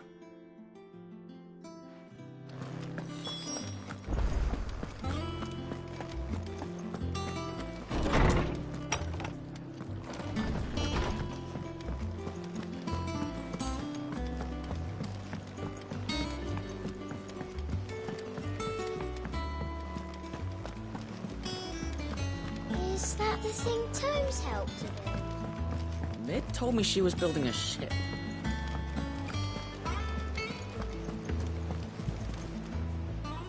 Clive. That's why I'm here. Shh. Otto might be listening. Is this better? A little. Listen. I've some bad news. It turns out the hideaway may be slightly behind in its payment to certain lenders, and it may be my fault. But I swear to the goddess, I thought I had the numbers square. Sadly, that square turned out to be more of a circle. 0, you might say. I can straighten it out, I swear, but it's going to take some time, and I'm going to need help keeping it from Otto. Bit late for that, I'd say. There you are! What a surprise! So let me get this straight. You forget to pay our lenders what they're due, and instead of coming straight to me, you get Clive to come to you. And I hope he'll dig you out of the hole you've dug for yourself. Clive, the man in charge of the place you've been cheerfully trying to bankrupt. And you thought this was a cunning plan. Why? Well, who needs paying? Oh, just Martha. And the dame. And, well, Lady Karen. But only 500 talents. We owe 3 of our most trusted friends 5 million gil. Each. 5 million each. They lent us the bulk of the money we used to rebuild the hideaway, you see, and, well, I must have made some sort of oversight. Those ledgers were my responsibility, and it was my decision to entrust them to you. This is my fault. Do we have that much to hand? I can always ask my uncle. No, we don't. And no, you won't. We've lightened Lord Rosfield's purse enough. After the king's ransom we had off him, he deserves better than to see our begging bowl. Besides, we'll need to learn to stand on our own if we're gonna make this work. All right. But that doesn't mean you have to shoulder the burden yourself. Is there anything I can do to help? There might be. How'd you fancy taking these to Martha and the dame? Rocks. Rocks, he says. Worth 1,000 talents apiece, these are. A little something Sid and I set aside for when times got lean. And I reckon 15 million in overdue debt probably qualifies. I just hope our associates' eyes are a bit more discerning than yours. I'm sure there will be. Should be me making the rounds, really. But you know how it is with this place. Orders to bark, arses to wipe, and all that. I know. Which is why I don't mind going in your place. Go. Do you know why I only gave Master Clive here 2 star rubies? Because you'd rather Lady Karen killed me. Because I'd rather Lady Karen killed you. Yes. Well, I suppose this is goodbye then. Don't worry. I'm sure Karen will understand. Really? Do you think so? No, I don't.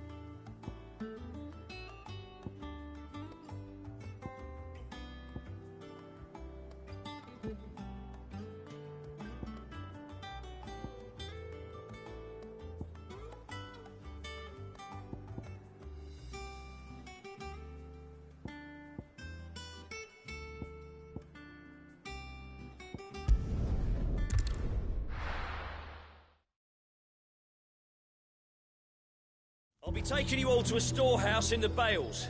Leave anything you don't need behind.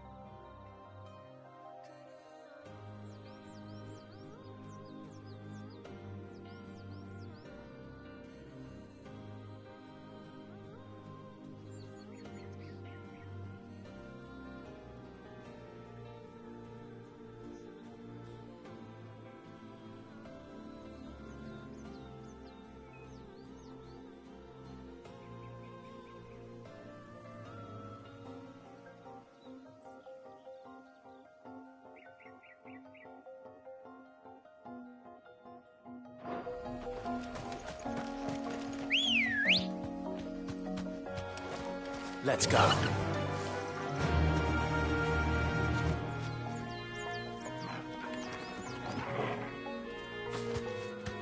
Faster!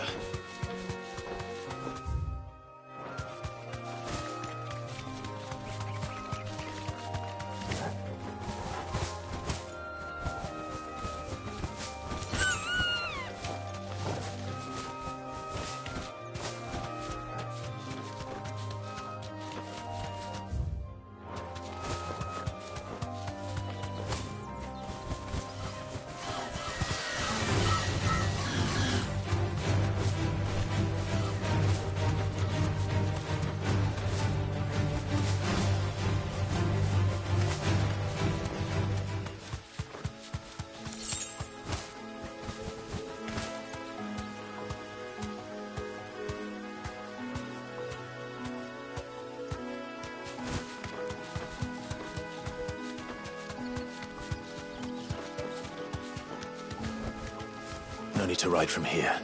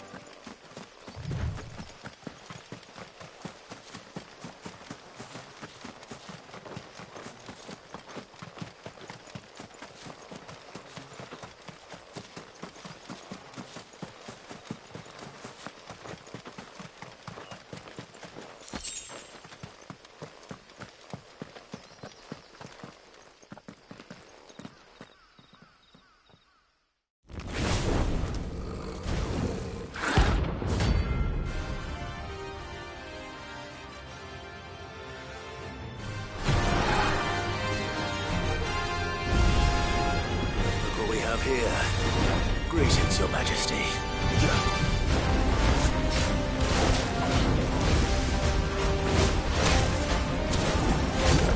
All yours, Torvald!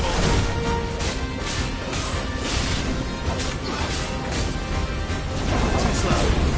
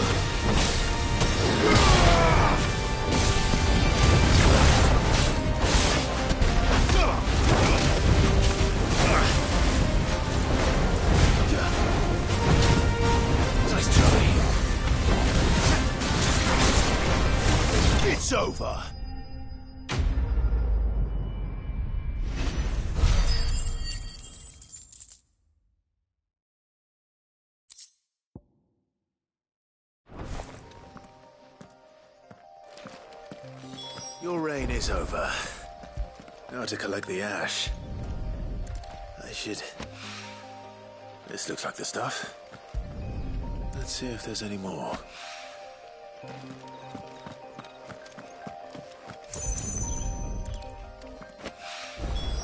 That should do it. If a wine needs more than this, he can fetch it himself.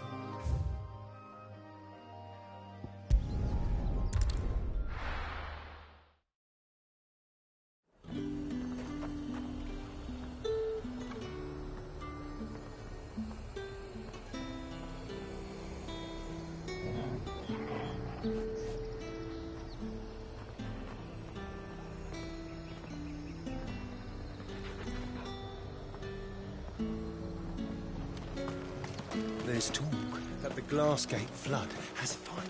How the hell is anyone supposed to...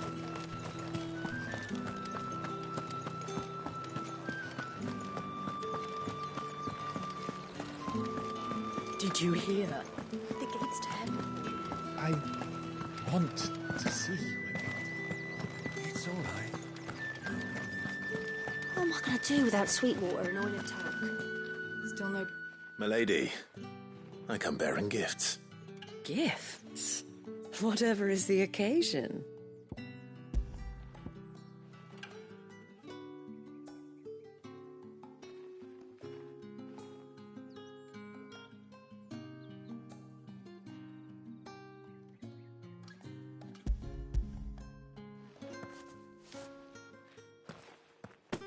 Oh my. Clive, you really have outdone yourself. Otto asked me to give it to you. To settle the Hideaway's debt with the Veil. And to compensate you for the time it took us to do so. You disappoint me, Clive. I thought you might finally be warming to me. Tell Otto he can keep his baubles. I tried to tell him as much the first time around. The man owes me nothing, nor does the Hideaway. My contribution to the restoration effort was made freely and willingly. It was the least I could do. You once told me Sid did you a kindness. I'd like to do the same. Please, accept it. For my sake. And for Otto's. For all of us. For all you've done. It is rather fetching, isn't it? Very well. Otto is lucky to have you, Clive. I doubt anything could ever replace his son. But you and the others at the Hideaway are the closest thing he has to family. Otto had a son. Long ago, yes. Sid told me Otto lost him when he was just a boy, and blamed himself for not being able to stop it. I don't know how it happened, whether there was anything he could have done, but it was clear that it weighed heavily on him. I didn't know.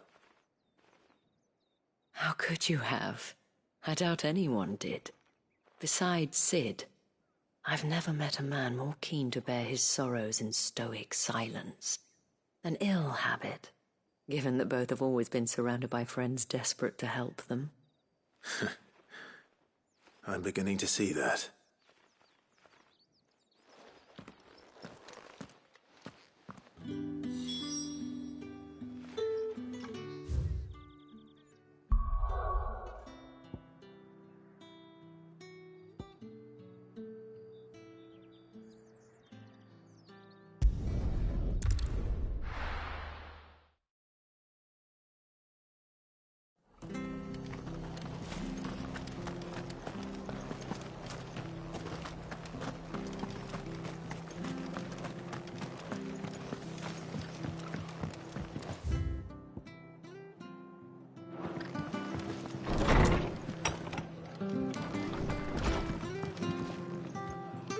Clive, we weren't expecting you.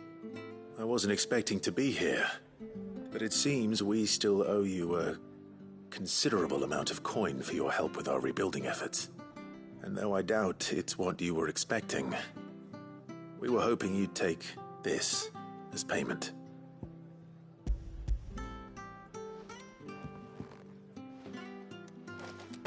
A star ruby? I can't accept this. It's worth at least twice what you owe me. More if you can find yourself the right buyer. Think of the difference as interest. Interest? If word got out I charged that much, no one would ever borrow from me again. Anyway, why are you the one here asking me about this? I'd have expected Otto. Bit much sending the Lord Marquis out to settle your debts, isn't it? The old goat working himself to death again? Something like that. Most days I think he's the only reason the hideaway's still standing. Same as always, eh? Back when the place was nothing but a twinkle in the eye of a recently retired Lord Commander, word is he was the first one Sid reached out to. Probably knew that without his strong arm and level head, the idea would never get off the ground. Sid may have been the face of the hideaway, but Otto's always been the backbone. And when Sid passed away, we were all worried that would be the end of it. That Otto would just give up. His death was hard on everyone. But it must have hit Otto hardest of all. But he didn't give up, did he? Quite the opposite, in fact. If I recall, he was the one who nominated you as Sid's replacement, and rallied the rest around you. I reckon what he saw in Sid, he saw in you too. And don't we all? Doesn't hurt that you're half as stubborn and twice as handsome, neither. That, and you keep good company. I suppose I do.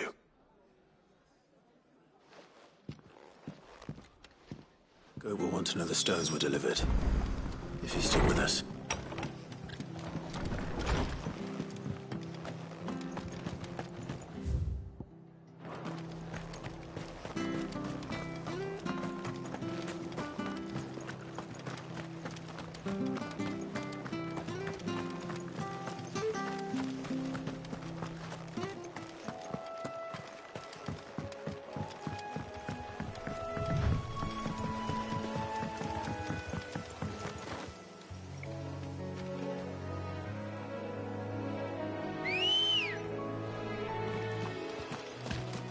Good girl.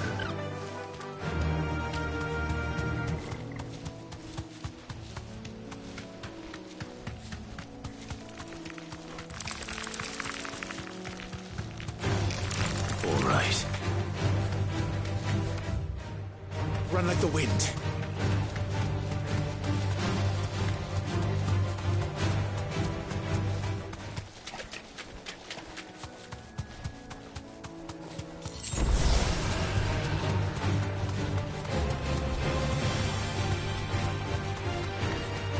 Certainly quiet. If I were a giant antelope, it would seem like just the place.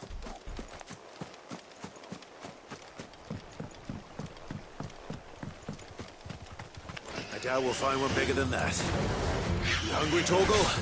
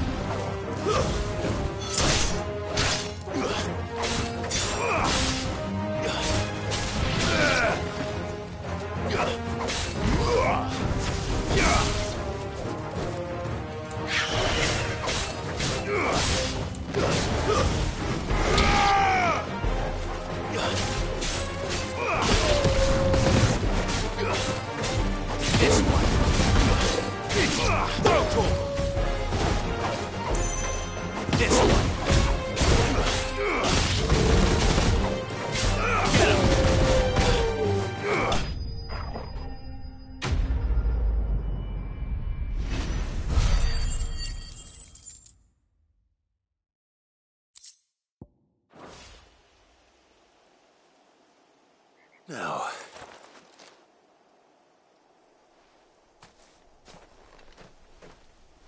will it be enough, I wonder?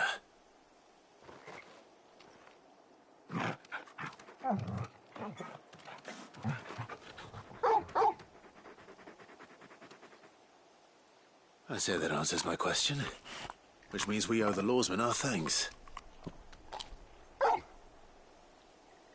You're just a big puppy, aren't you? A very big puppy.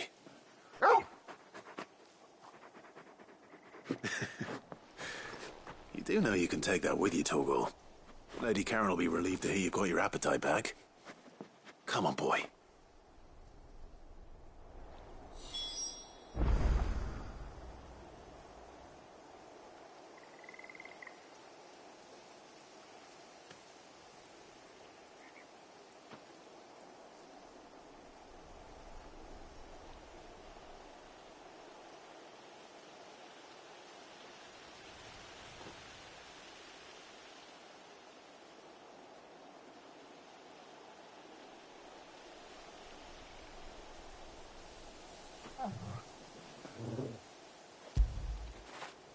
Fetch!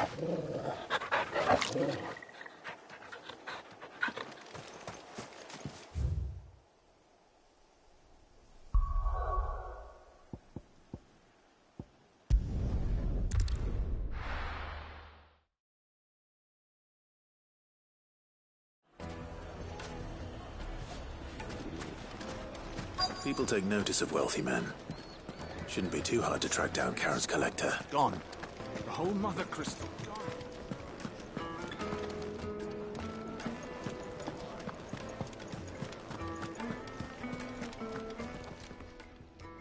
My reputation will be ruined! Ruined!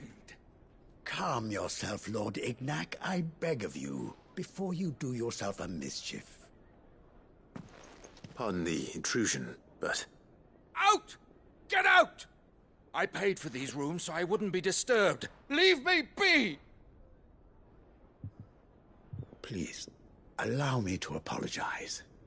His lordship is going through a difficult time, and he's never been fond of guests arriving unannounced. Radim! Get rid of the filthy oaf this instant! Very good, Lord Ignac.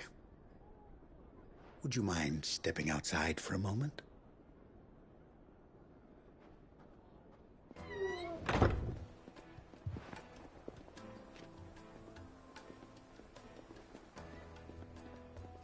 I'm sorry if I've caused you any trouble. That? No. That's just how his lordship is. Though the morning's events have left him somewhat fractious.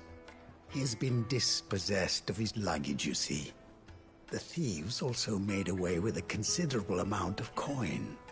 Coin the innkeeper will soon be keen to collect. I don't suppose a certain blade was among the stolen items.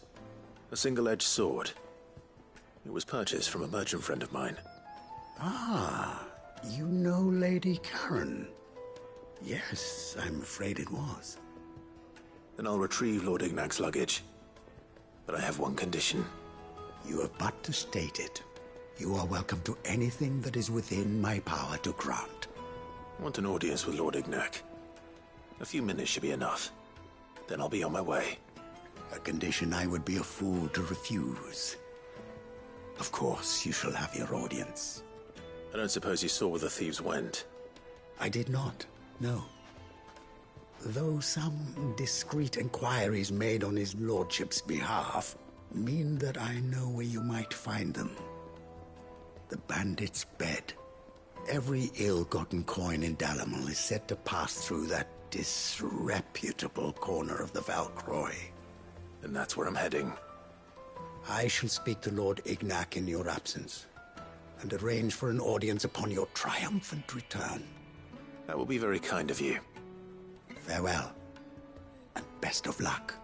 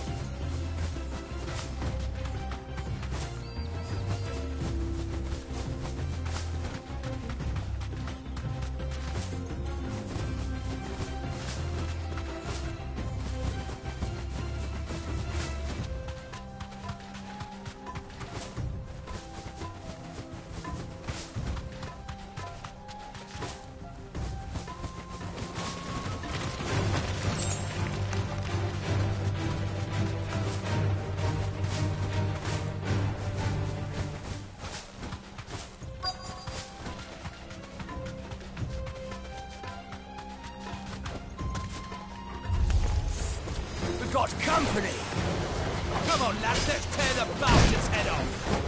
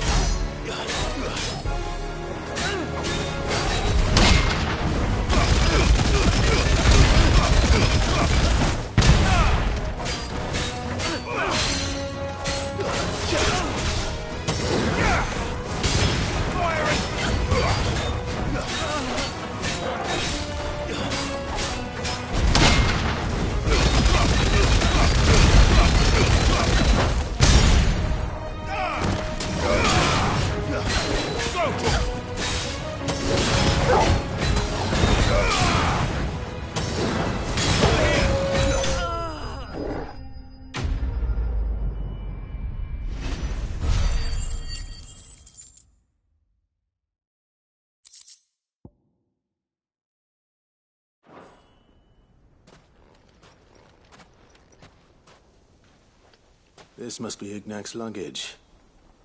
Nothing seems to be damaged. All right. Let's get it back to Dalamil.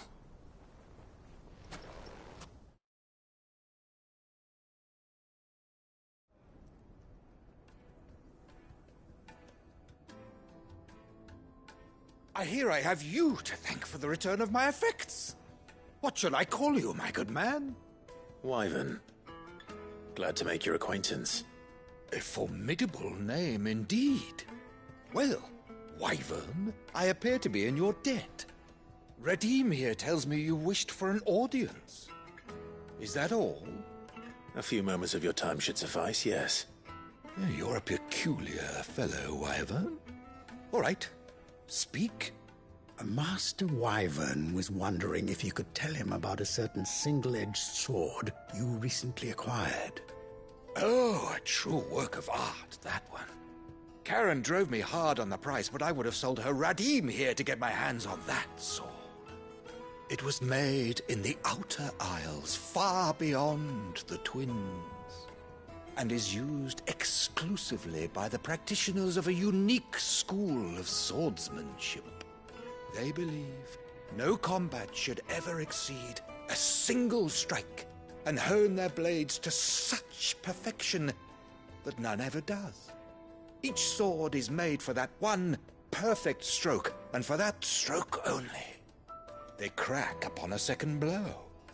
There's a brutal sort of beauty to it, really. But how do they hone such an edge? Fine question. Why, they use a whetstone, of course. Whetstones, rather.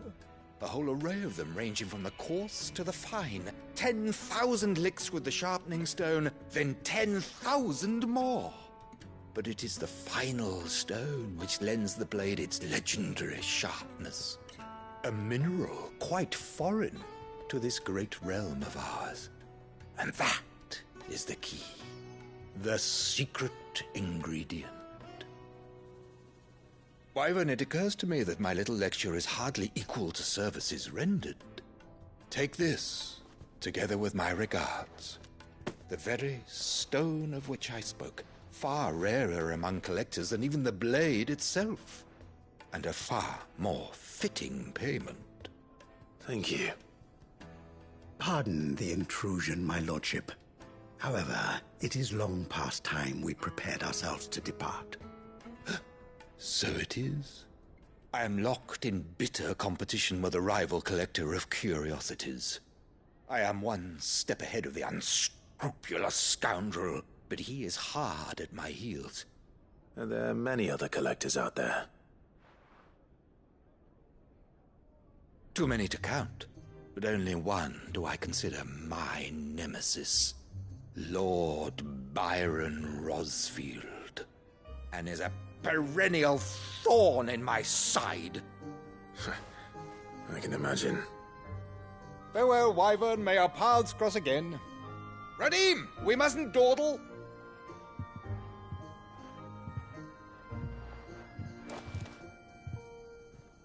I think his lordship is rather taken with you, Master Wyvern. Thank you again for your assistance. Coming, my lordship. I'll be right there.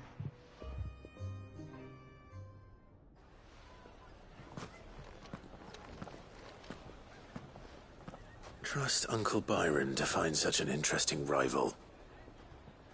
Now, let's see what Blackthorn makes of this whetstone, shall we?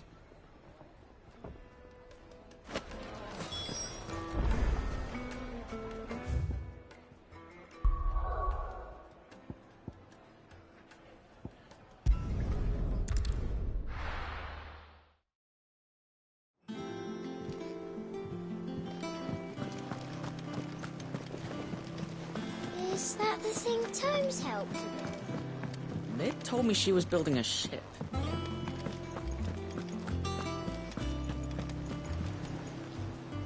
Goat. Still alive, I see. So Lady Karen accepted the ruby. Ah, about that. I tried my best, but she was just too stubborn to take it. She threw it right back in my face, in fact, and told me I could stick my stupid stone where the sun don't shine. Karen refused payment. I hope it wasn't something I said. I'm sure you were as tactful as ever. Let me see what I can do. Oh, wonderful. I hope you have better luck than I did.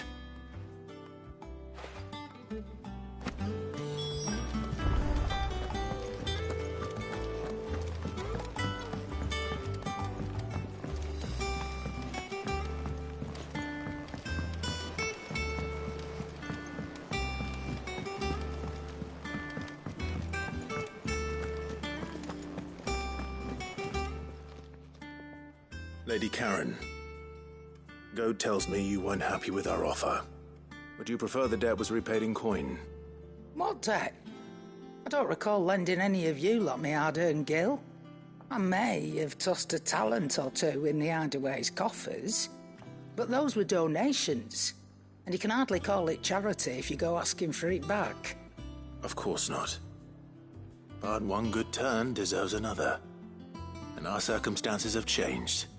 Surely you wouldn't shun the gratitude of a pauper who happened to have become a prince. Oh, so you're a prince now, are you? Fine. But I'm selling it and taking what I'm owed, then you're getting the rest whether you like it or not.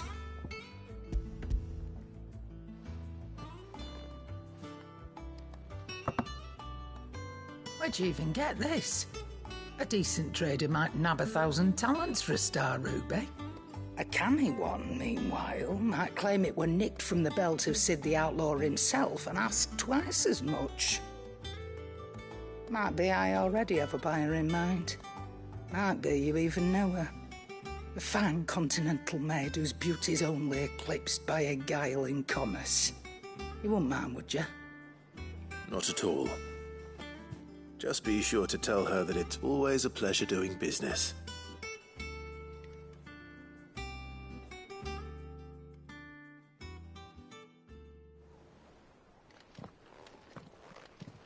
I hear you ended up delivering all 3 stones. Thanks to this lump. I sometimes wonder what I pay you for. Speaking of which, I still haven't been paid last month's wages. Oh, so you remember what's owed to you then? Get your ass behind that disc of yours and don't get up before those ledgers are square. Right away.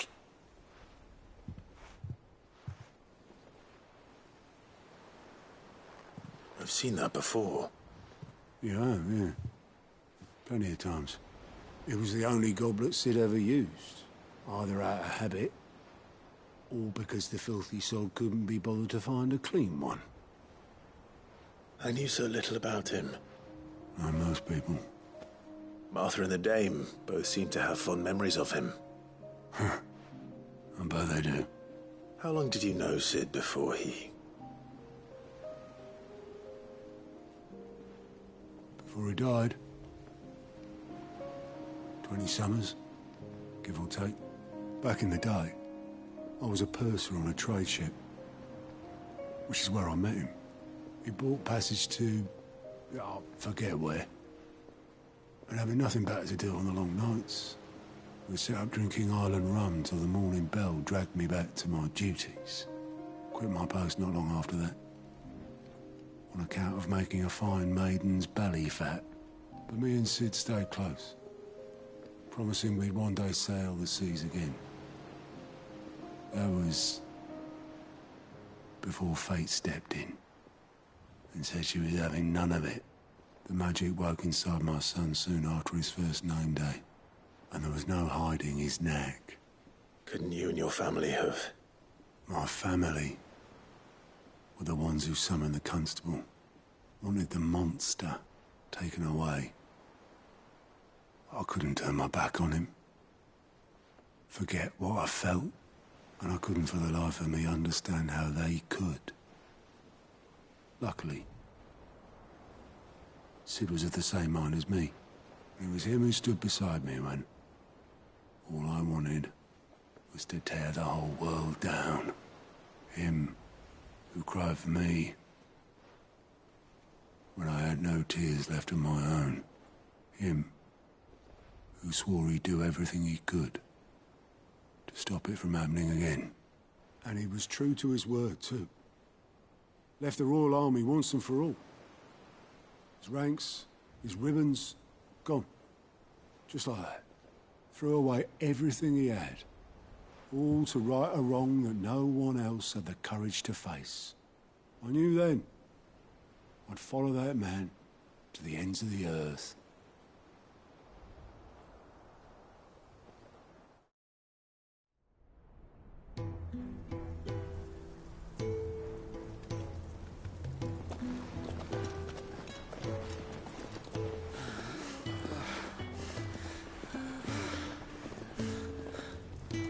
He was always too clever for his own good, was Sid.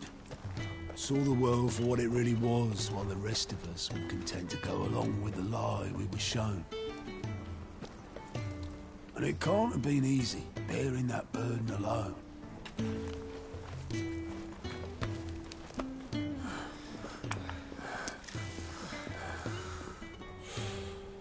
But he didn't let it stop him. He never lost faith in what he believed was right.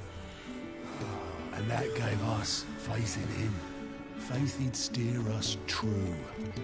So I swore to myself that I'd always be right behind him, ready to catch the stubborn sod if ever he should fall.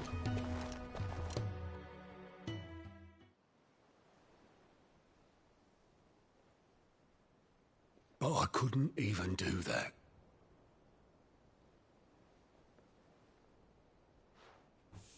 Ignore me. Just the ramblings of a tired old man. Leave that lot. I'll tidy it up in a bit.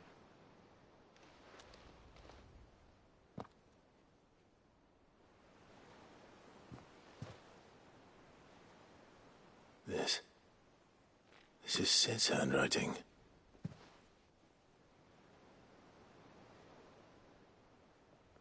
Dear Otto. I may be drunk, but I wanted you to know this place would be fucked without you. I love you, you grumpy old sod.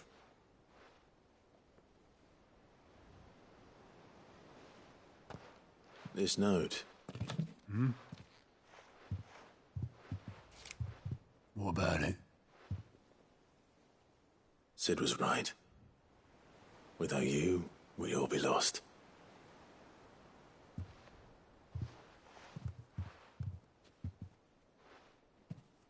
He should have bloody well said so then. Just once. Before he went. But then, why would he? Him, or anyone.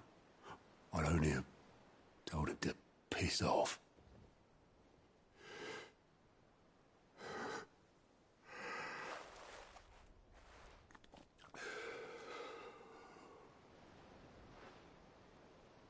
You're wrong, though.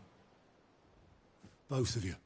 It was never just me keeping the hideaway afloat. It was all of us. I just shoved people in the right direction. I barely seem to be able to do that anymore.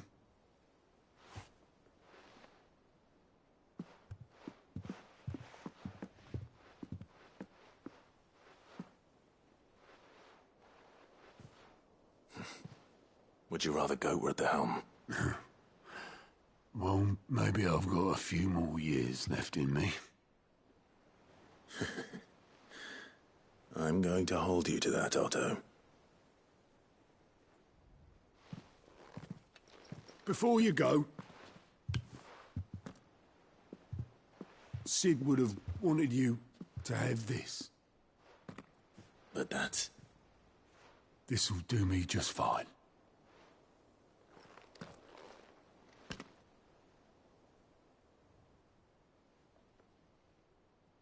Thanks for the ray of sunshine. I'll see if I can't pay you back. Already have.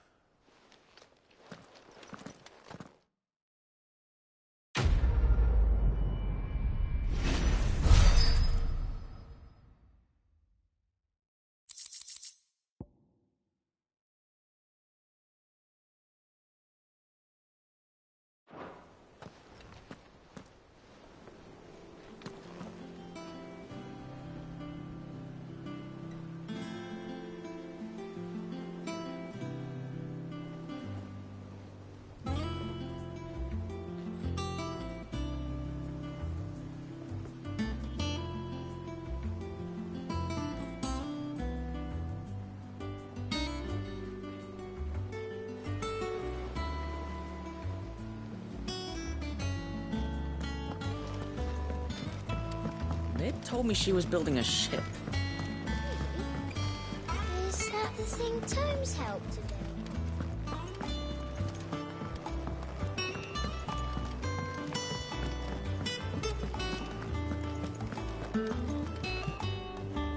I noticed you and Torgal had gone off somewhere. Take him for a walk, did you? You could say that.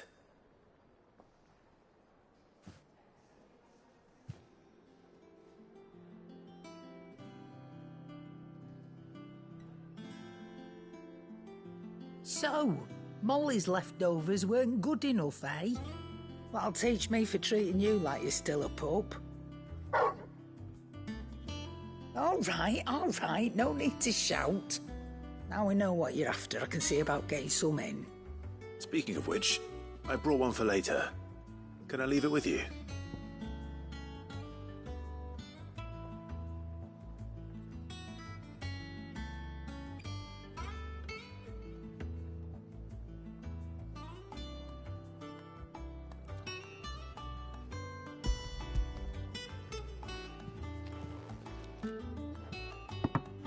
You can, aye.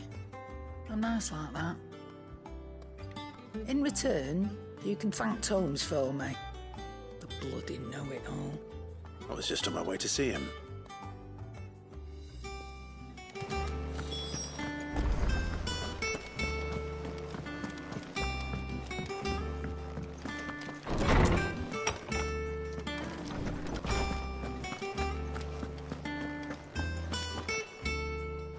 Ah, Clive. Were you able to locate your quarry? We were indeed, Lawsman. You pointed us in exactly the right direction. And Torgal's been a very happy hound ever since. Very good, very good. Lady Karen sends her thanks, by the way, for your part in solving the mystery. Ah. But that reminds me. After your last visit, I found myself pondering Torgal's talents. Do you recall our conversation concerning Lady Jill's role in Torgal's transformation? About how she somehow woke the power within him. Precisely that. A reasonable conclusion, I thought, but one which raised certain questions in my mind. You see, the Fenrir of legend served Shiva and Shiva alone, and while the powers attributed to him are certainly impressive, the records imply they are somewhat different in nature to those you describe Torgal as having used. What are you suggesting? That Torgal may be the beneficiary of more than one icon's power. Consider that in addition to Lady Jill, he has served as a loyal companion to you, your brother, and even the late Cid. In short, the icons hitherto near at hand, or should I say at paw, have been diverse and plenty, and that number has only grown as the realm's dominance have fallen to your sword. One can but speculate as to how all of this has affected Torgal. He has seemed more fierce of late. And if I am not mistaken, he will grow fiercer still. We are fortunate indeed to be able to count him amongst our allies and not our adversaries. Oh, he's more than an ally. He's a friend.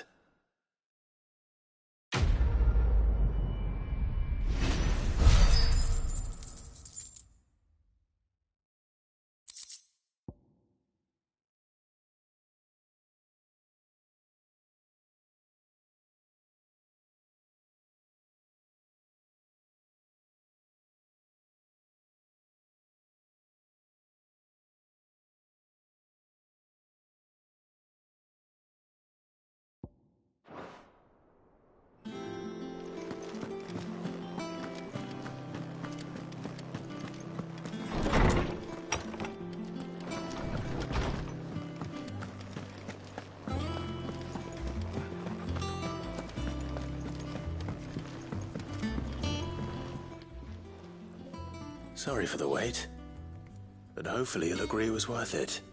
You learned something about that sword, then? I did better than that.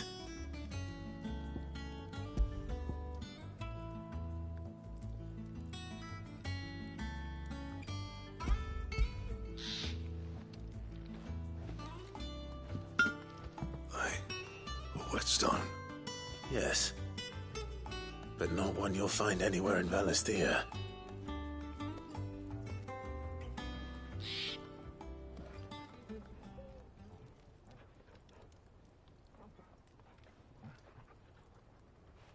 No wonder I couldn't get the same finish on the grinding wheel.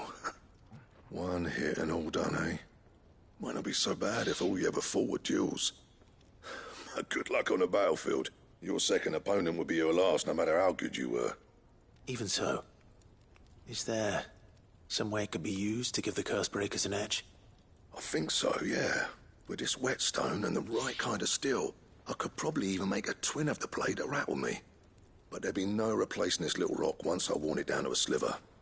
I reckon we get a dozen swords from it, if that. Swords that the curse breakers wouldn't know how to wield properly, and that would see them through a single fire piece. Nah, no point trying to copy that thing. Be about as much use as a wax anvil. But finishing our blades with a whetstone this fine, now that's something to consider. And what's finer than fallen masonry, eh? Or more hard-wearing, for that matter. Just imagine it. Good Valisthean steel with an edge as sharp as any found in the Outer Isles. I won't make a copy, nah. I'll make something much better. I'm sure the curse breakers will be delighted. Just don't push yourself too hard. Don't you worry about me, sunshine. I've been working day and night since I was half your age, and I'll still be here when you're long gone. Hey, thanks, Clive. I mean it. I owe you one, August too. It's good to know someone's looking out for me. You'll be happy to hear you said that. And I'll see that my debt to you's paid. First new blade I make's got your name on it. You come and find me when you've got the materials. All right. I will.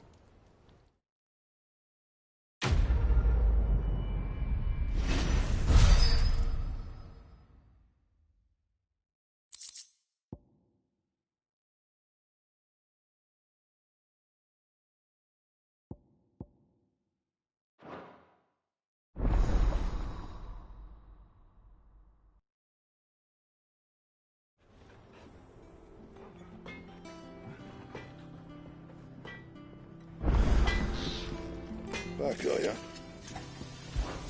So, what'll it be?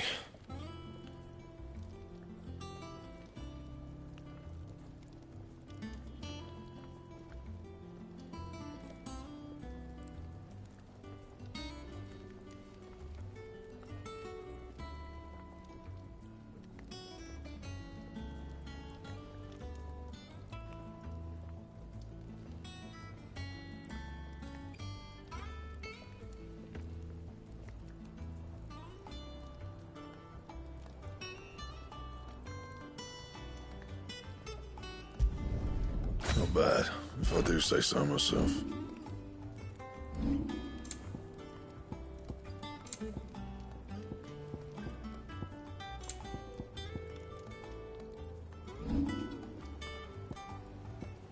And?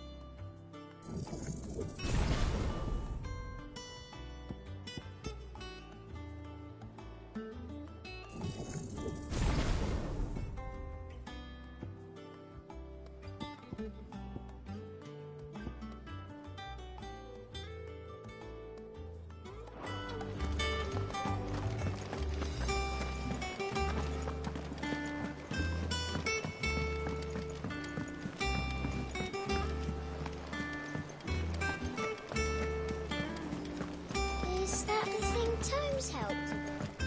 Meg told me she was building a ship.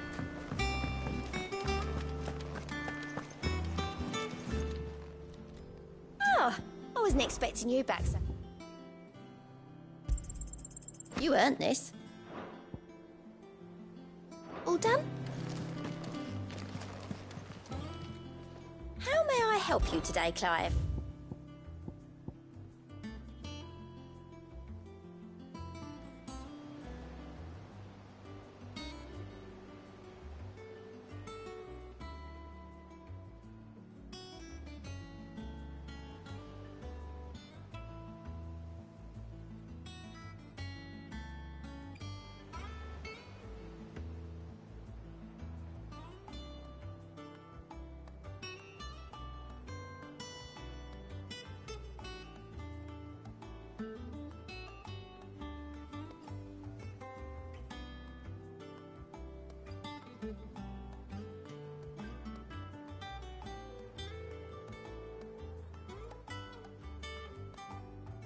All done?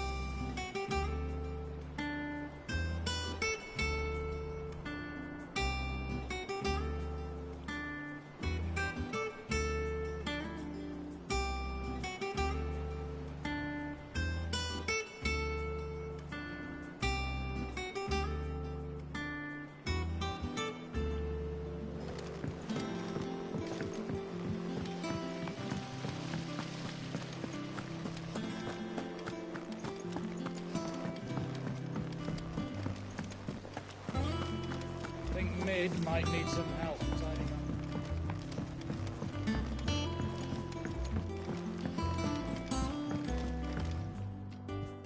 All right there, Sid? How's that hunt for the bomb ash going? I have it here.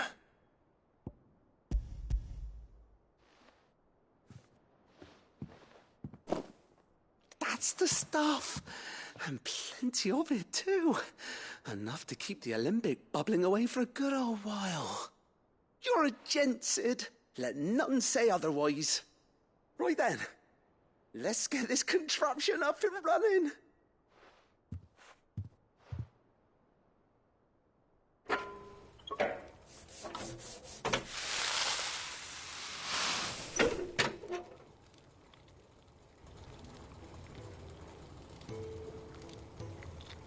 There we have it.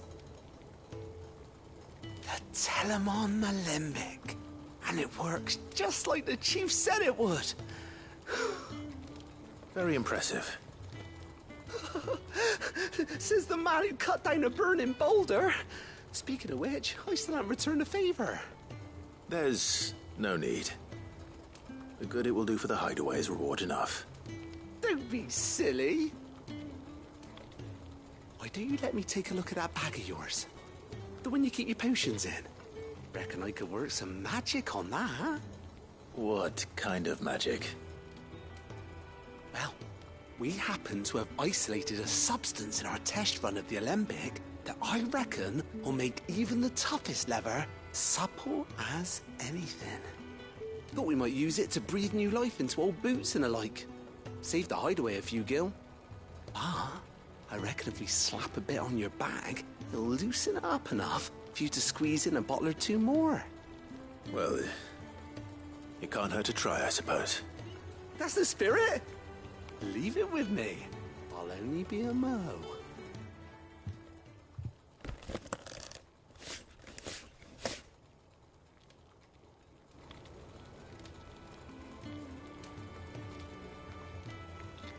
Well, what do you reckon?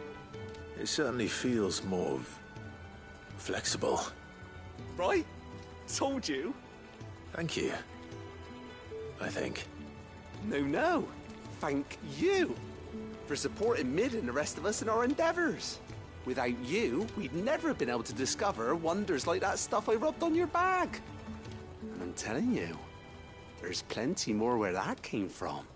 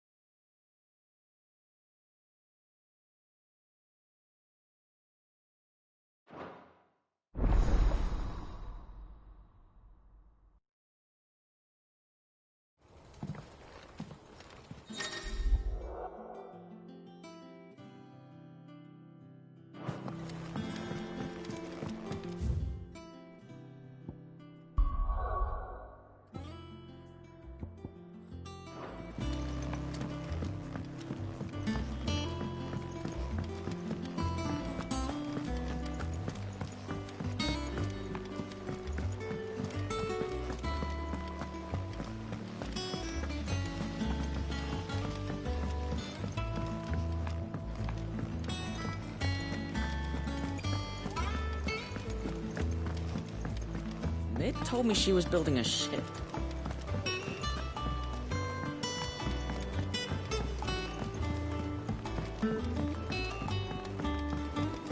Impressive, isn't it?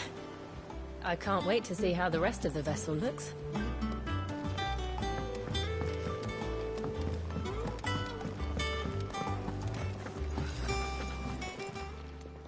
Is it business or pleasure?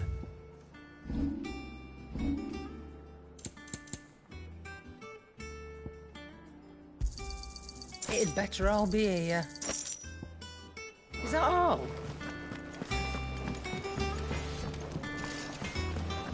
He cracked the crystal too? You're joking.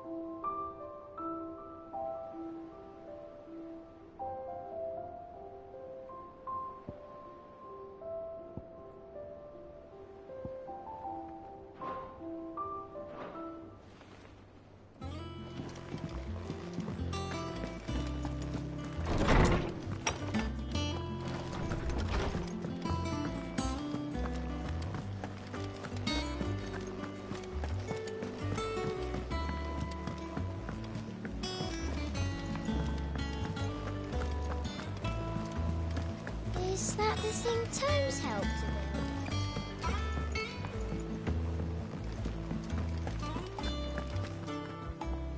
All right, Clive. Asterix. We'd finished sending half the hideaway traipsing across the twins, has she? I swear, that girl'd do anything to put off visiting her old dad's grave. No excuses now, though, eh? Not quite. She said there was one final thing she had to take care of. I'm sure she'll be finished soon enough. She said that? In those words? She did, yes. Clive? Were you born yesterday or something? There is no thing. She'll probably be halfway to Canva by now. Mid. I might still be able to catch her.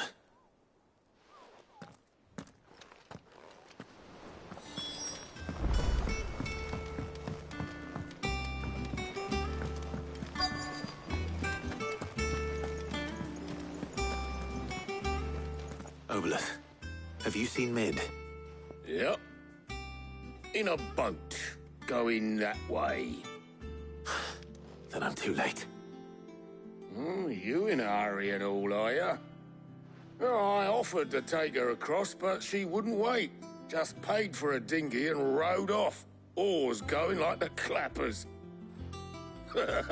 Got some life in her, ain't she?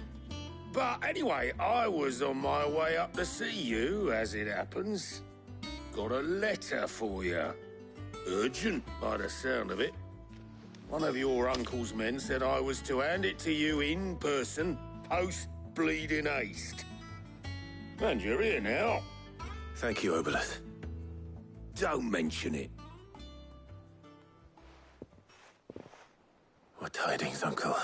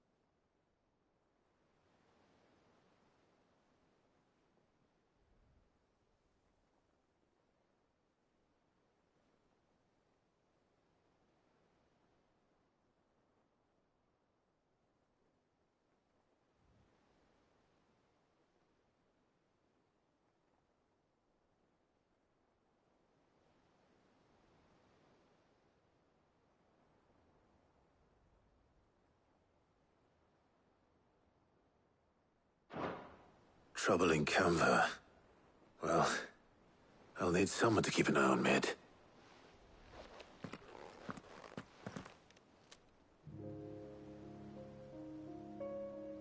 So what? Mid got us to do all the dirty work and then just sailed off into the sunset? It, seems that way. Well, nothing we can do about it now. But next time you plan on visiting Sid, you might want to tie her to something before you suggest it. Ah, don't be so hard on her. Gotta admit, the dirty work was kind of fun. Everyone pitching in, all that bollocks. Just like when we built this place. You're right. Anyway, we all set to head to the old hideaway. I could do with getting to Canva pretty sharpish. Wouldn't do to keep Lord Rosfield of the Seven High Houses waiting now, would it? Not after he asked for me personally. Gav will be leaving with me. Will you mind the place while we're gone? You can count on me. Just be sure to give Sid and the others my regards. All right. Oh, by the way, Jill will be joining us too. She's got some things to take care of, but she'll meet us there. I hope she's telling the truth at least.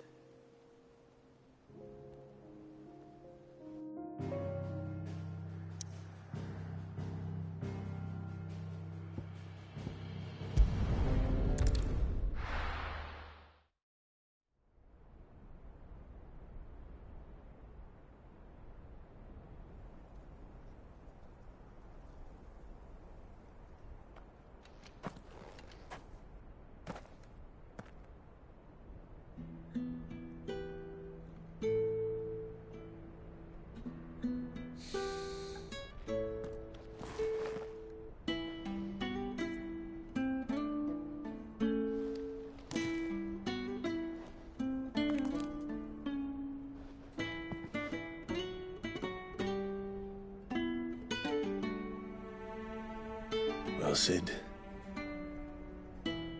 I remember what you told me. But if no one is listening to what you have to say, you may as well not say it.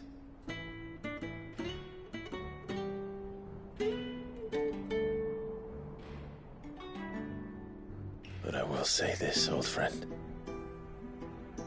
Hugo Cooker is gone.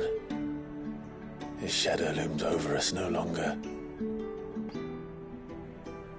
It's a pity the Phoenix can't be in two places at once. If he'd have been with us, maybe he could have done something for the lost. Not even the Phoenix can bring people back from the dead. Life has a beginning and an end. So we must live while we have the chance. And not as slaves to the crystals, but as free men. May we join you?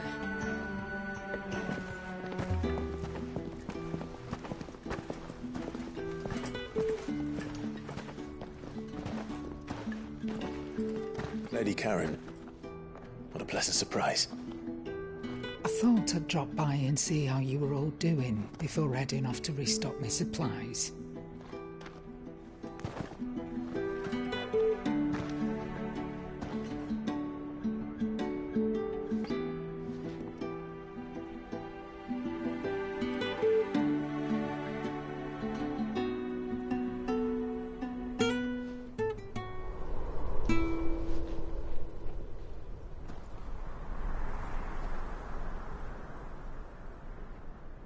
It wasn't the most scenic view back then, but it were never as bad as this. I know. The Blight marches on. And soon, there'll be no escaping sights like these.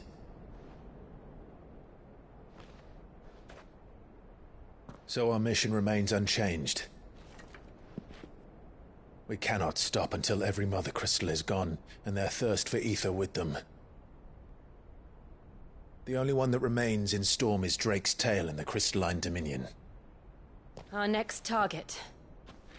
We're going to Twinside. It's the capital of the Empire these days. I wouldn't like to think how tightly guarded they've got the place. Not that that'll stop you, but we do well to scout it out before you go charging in. We would indeed. If you're off to the Dominion, you can take this great lump with you. Goods. Oh, I am sorry. Have you forgotten you're the most wanted man in the Twins? I thought you might like to disguise yourselves as the attendants of a travelling trader, assuming you've no better ideas. You wanted to buy yourself some tools, didn't you? Well, now's your chance. You're letting me go with them? Oh, thanks, Nan. Stop that! You'll break me bones, you great galoot.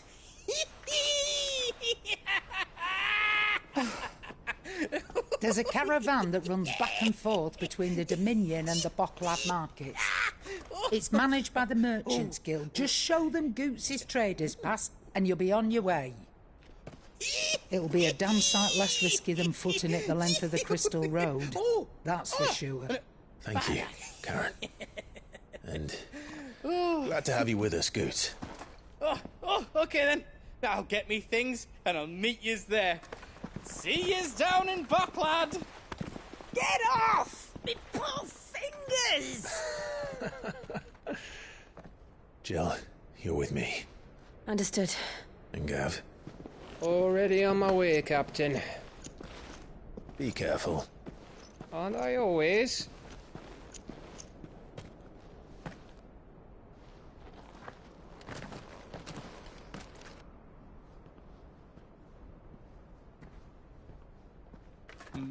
Do you see that, Sid? Your protege's making a proper little outlaw of himself.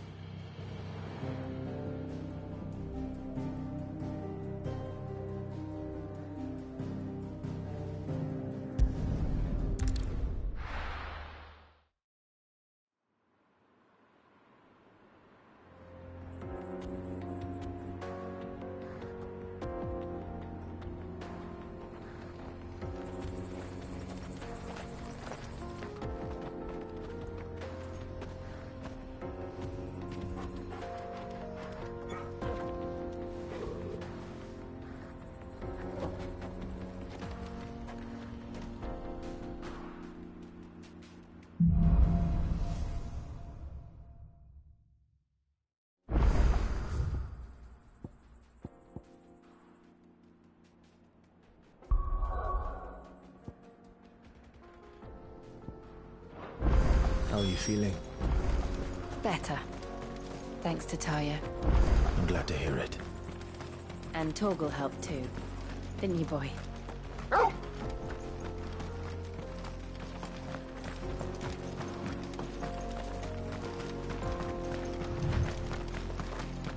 This used to be a trade route for merchants crossing the Scars, till the Republic laid a new road wide enough to let wagons pass, and all official traffic moved there. Leaving this one for those living outside the law. Indeed. I doubt we'll be the only outlaws on the trail today.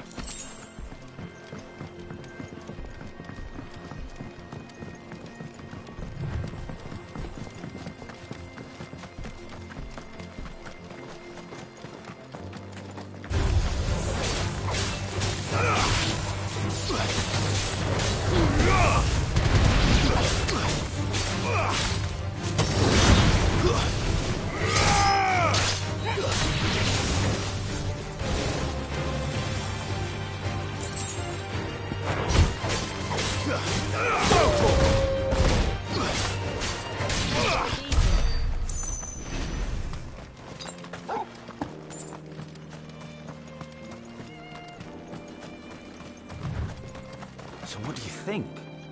That we'd be... Really? It's as bad as that? Oh, aye. There's trouble up ahead. And too much of it for us to handle. I take it there's danger on the road. Oh, what about this fearsome-looking fellow? You think he'd be equal to the task? Well, no doubt. Assuming he's willing to hear us out. Well met, friend. My brother and I have been tasked with finding a merchant's missing cart. You seen it by any chance? How does a merchant misplace his cart? Oh, the man's a coward. When he thought goblins might come a-snarling, he ran, leaving his livelihood abandoned in the pass. He sent the two of us to fetch it, but it's gone. Now, I'm not much of a thinker, but I know the work of thieves when I see it. My brother's right on all accounts. And by my estimation, the bastards are lying in wait just down the road. We may have seen our share of action, true, but we've not got the skill in arms to boldly brave an ambush. You, however, have the look of a man who needn't fear a band of backwater ruffians. What do you say? Will you help us out? Chances are they'll come for you either way. But if you promise to lend us a hand, at least you'll pocket a reward for your troubles. Well, if I'm going to have to deal with them anyway... You've clearly got a fine head on those broad shoulders. We're lucky you came along. Now, hoping to make a heavy purse in Boklad, our merchant friend loaded his cart with as much as it would carry. Reckon he won't be forking over the rest of our fee if we don't find those goods. So, while you're seeing to those bandits, you keep your eyes open. All right. Just don't expect me to drag the cart out of there myself. No. You can leave the cart to us. You just put an end to those bandits and point us in the right direction. You do that, we'll take care of the rest.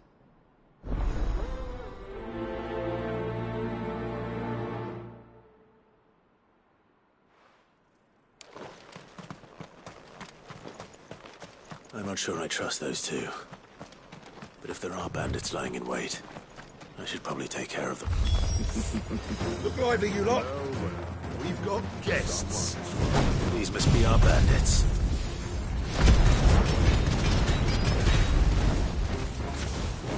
You're finished.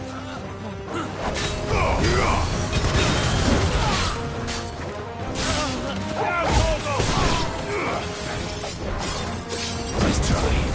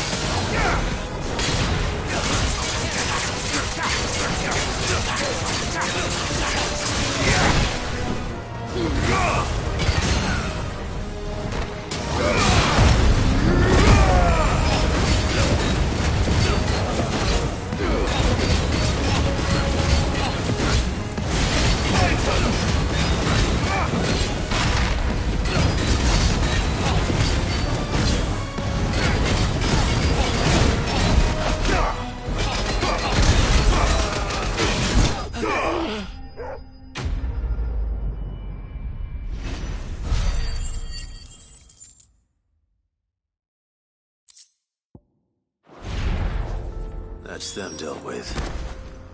Now, where's that cart?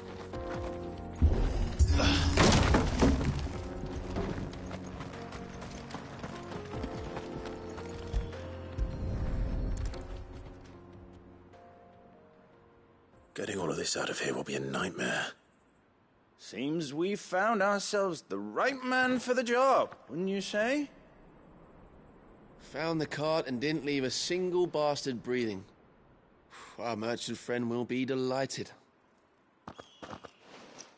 And how exactly will he be getting his goods out of here? You leave that to us. After all, it'd be wrong to make such a fine warrior haul cabbages to market. You've done your part. And that's all you need to worry about. Here.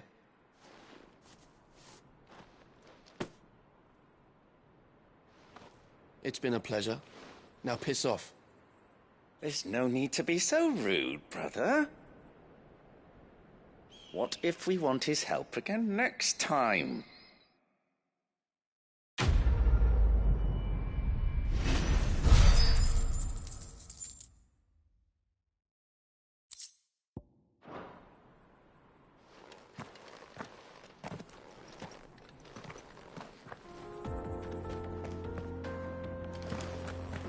You've had your reward and you're not getting any more. Now piss off.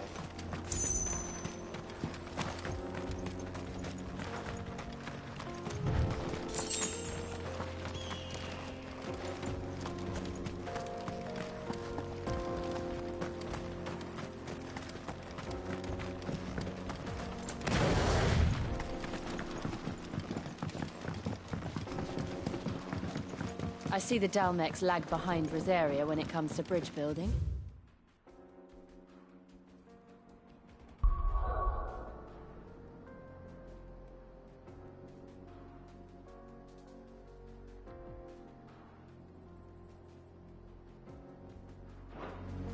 The fallen ruin should hold, at least. The path continues on the other side.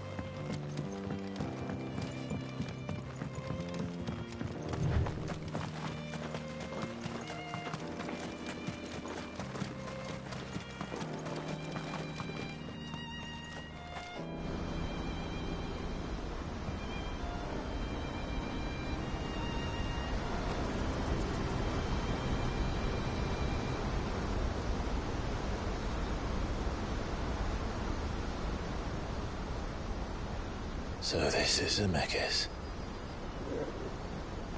The land of the gods. It's even more impressive than I imagined. I remember being captivated by the story as a child. Long, long ago, man was overcome by avarice and challenged the gods in a bid to win their power. The final battle took place here, at these falls. Or so the legend goes. If anyone ever manages to plumb those depths, perhaps we'll learn if there's any truth to the tale. That the gods emerged victorious and punished man for his defiance by visiting upon him 2 curses. Dominance and bearers. To tell the truth, I always thought it strange that the dominant and their icons were deemed a curse. Back home, the dominant inherited the throne, They were admired and exalted, not spurned. Whenever I got to that part of the story, I always assumed there must be something I'd misunderstood. You had a lot of storybooks, didn't you? In your room, I mean. When we were young. The old legends were always my favorites. Epic battles between gods and men. Father encouraged me to read as much as I could. He thought it good for my education. You really were a boy like any other, weren't you?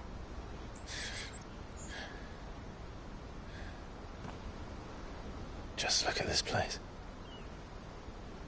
It's enough to make you believe the legends are true. I know.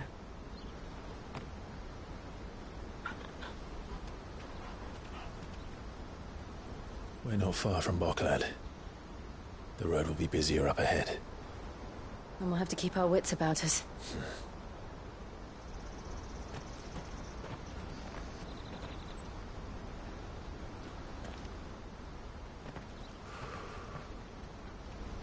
Clive? Something wrong? Nothing. It's nothing.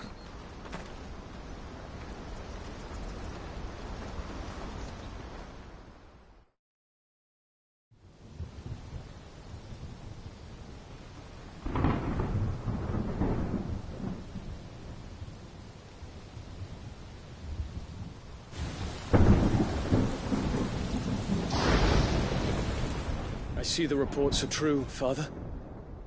You have surrendered the throne to Olivier.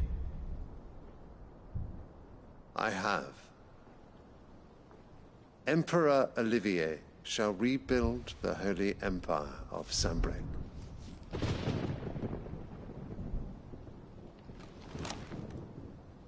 How is he to rule an empire? He is but a boy.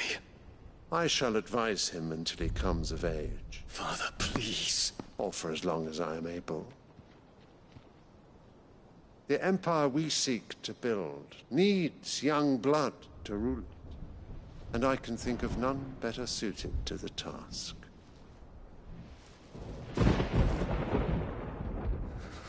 There is other news, Dion. Hugo Kupka is dead, and Drake's Fang destroyed. The pillars of the Republic have fallen. Ere long, the Imperial banner shall fly over every city in Storm. And then, Valisthea. All shall bow before their Emperor. Father, these are the words of a tyrant. They are the words of a god. The Emperor whom I gladly serve. Great Grieger, made flesh.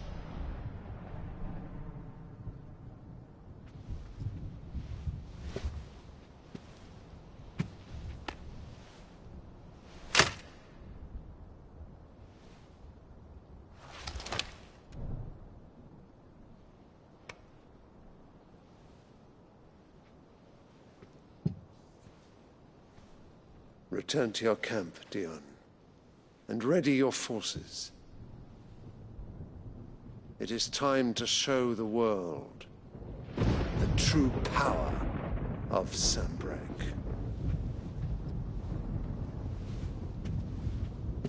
Father. I find you much changed. Is this truly the path you wish to tread? Or are these the ambitions of another? Of Ultima, perhaps? What nonsense is this? I speak my mind, and my mind only.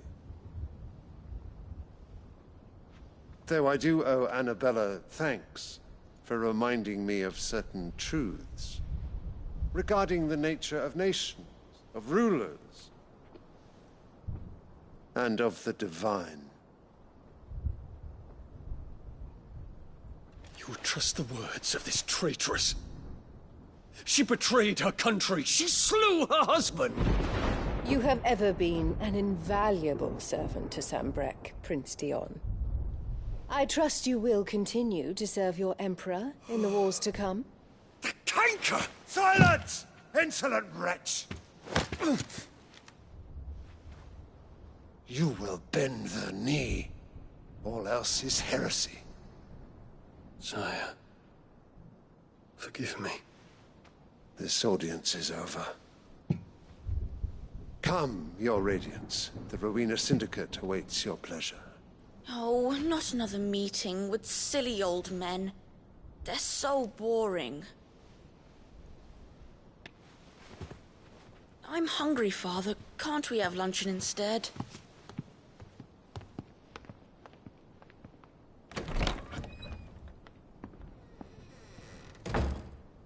Does it pain you that you will not inherit your father's throne? I have suffered worse.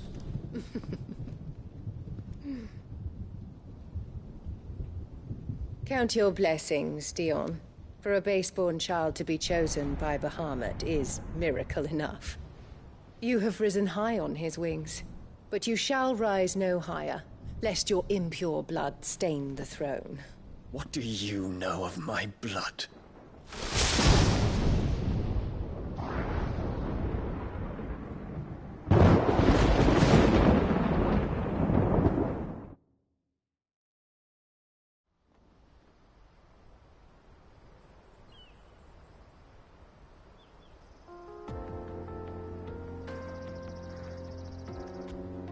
The Boklab markets are to the north.